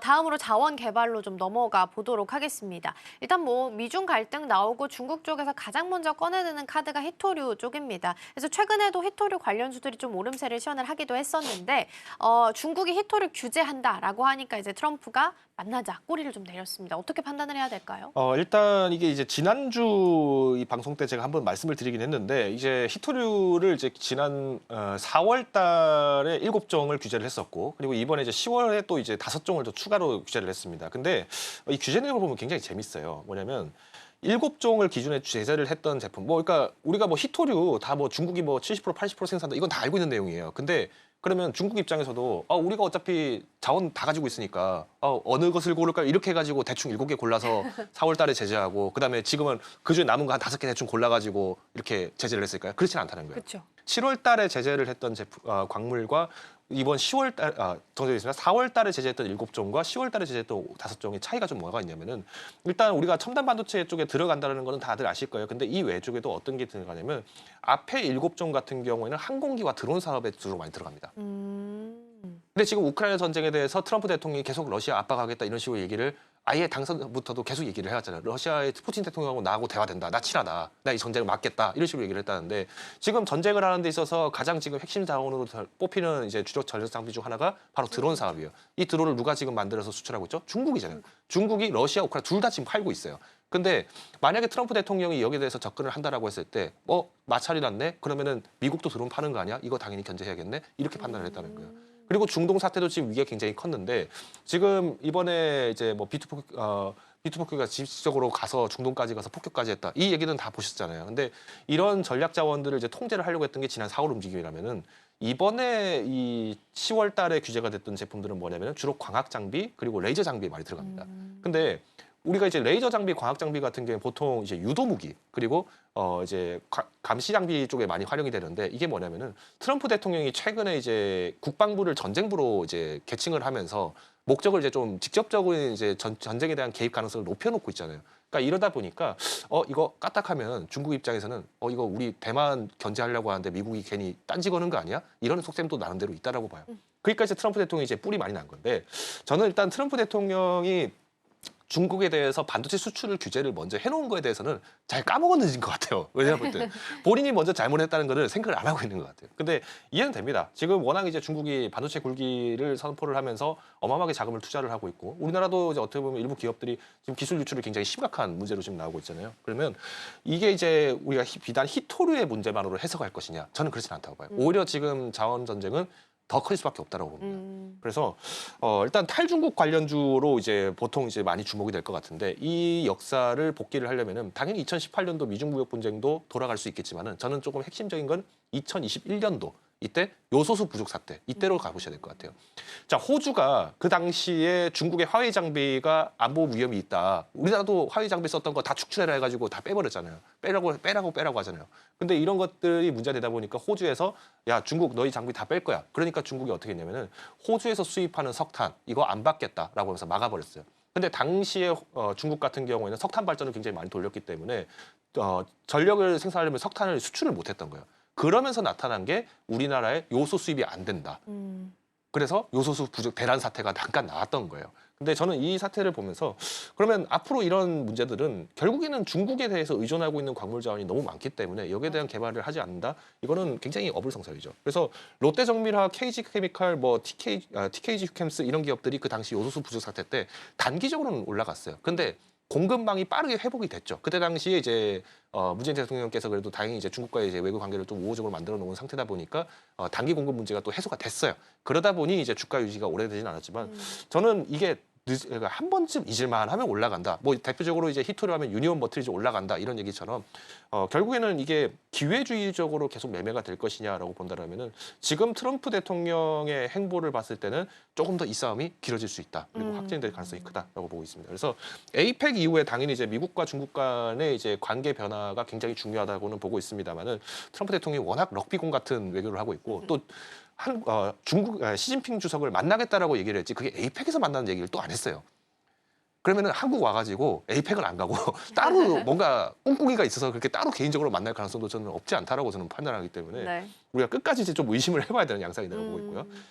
다행인 건 이번에 이제 중동 지역에서 이제 전쟁 자체가 좀 평화적인 분위기로 나오다 보니까 뭐 에너지 자원 같은 경우에는 유가 그리고 천연가스 가격 같은 경우에 이제 지금 계속 좀 인하 압박을 좀 받고 있어요. 그래서 이번에 정말 트럼프 대통령이 이제 푸틴 대통령과 좀 좋은 담화를 나눴다. 뭐 그래서 이제 좀 더 좋은 기회가 올 것이다라면서 지금 계속 쇼를 하고 있는데 그럼 정말로 우크라이나 지역까지 전쟁이 이제 완화가 된다라고 하면은 에너지 가격에 대한 하락도 우리가 기대를 해볼 수 있습니다. 그러면 이때는 서로 먼저 선점을 하려고 해요. 최대한 많은 오일 리그를 가동을 시켜야 되고 최대한 많은 설비를 통해서 극단적으로 마진율을 올려야 되다 정제 마진이나 이런 것들을 추출 마진을 올려야 되기 때문에 이때는 우리가 이제 인프라 개발 기업들 여기에 대해서도 이제 호황기가 좀 올 수 있다라고 판단을 하고 있습니다.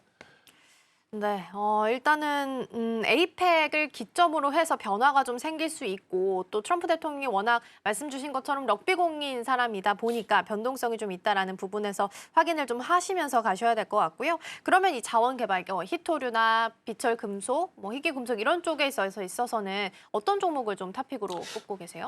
이제 히토류 같은 경우에는 우리가 이제 뭐 방산주를 예를 들면 거의 빅텍 뭐 이런 기업이에요. 그러니까 북한이 미사일 쏘면 주가가 올라가고 막 얼마 못 가서 또 빠집니다. 빠지고. 근데 실질적으로 뭐 유니온 머티리얼즈 이런 기업들이 완벽하게 그 히토류 광물 자체를 대체를 하지는 못해요. 그렇죠. 그러면 오히려 실질적으로 우리나라에 좀 필요하고 또 이 자원들을 대체할 수 있는 기업을 찾아가는 기업을 보여야 되는데 저는 그런 기업은 우리나라의 네. 이제 포스코 인터내셔널 이 기업이 가장 주목을 받을 만한 기업이다라고 보고 있어요.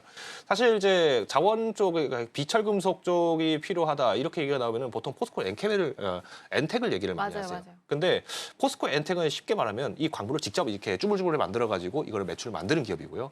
오히려 이제 포스코 인터내셔널 같은 경우에는 이제 해외 자원 탐사 쪽을 이제 지원을 합니다. 그러니까 포스코가 일을 할 수 있도록 하는 기업은 어떻게 보면 이 포스코 인터내셔널이 없었다라면은 직접적인 어떤 광물 수급의 차질이 너무 커져요.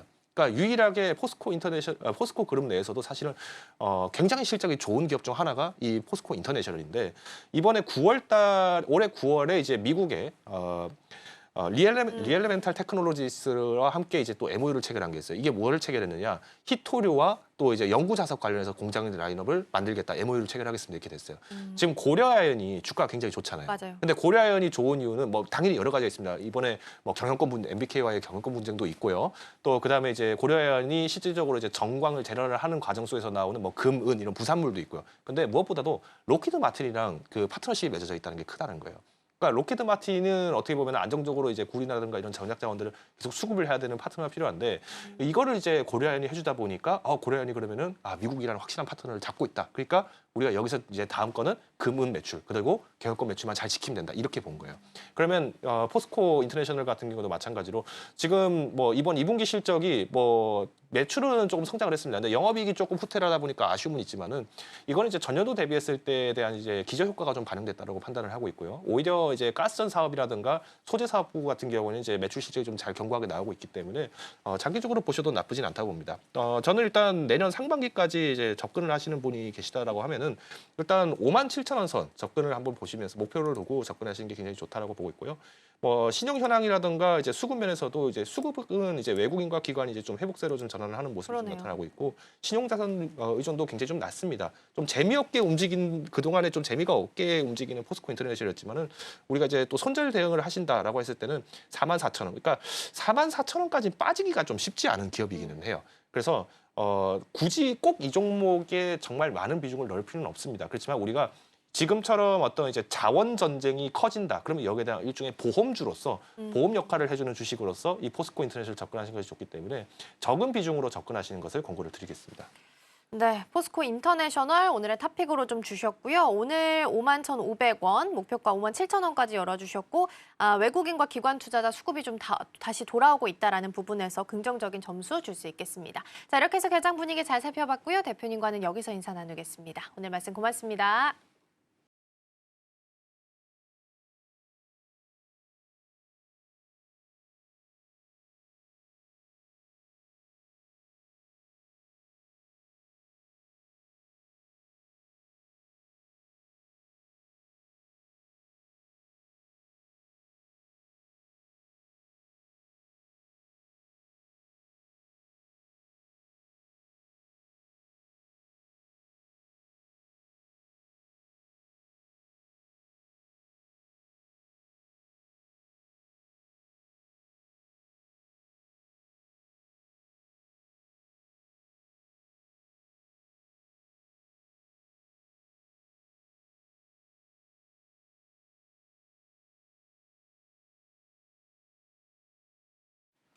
네, 지금 이 시각 시장 상황 한번 체크해 보겠습니다. 어제 우리 시장 코스피는 사상처 3,700선을 돌파하면서 마무리해줬는데요.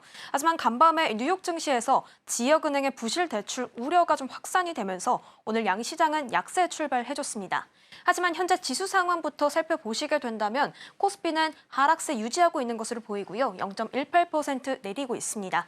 하지만 코스닥은 상승 전환해주면서 마찬가지로 0.18% 오르고 있는 상황 체크해 볼 수가 있겠습니다. 자, 그렇다면 수급으로 넘어가 보도록 하겠습니다. 먼저 코스피에서는 오늘 외국인과 기관의 매도세가 좀 강합니다. 반대로 개인은 홀로 담아주고 있는 모습 확인해 볼 수 있습니다. 코스닥도 넘어가서 확인해 보도록 하겠습니다.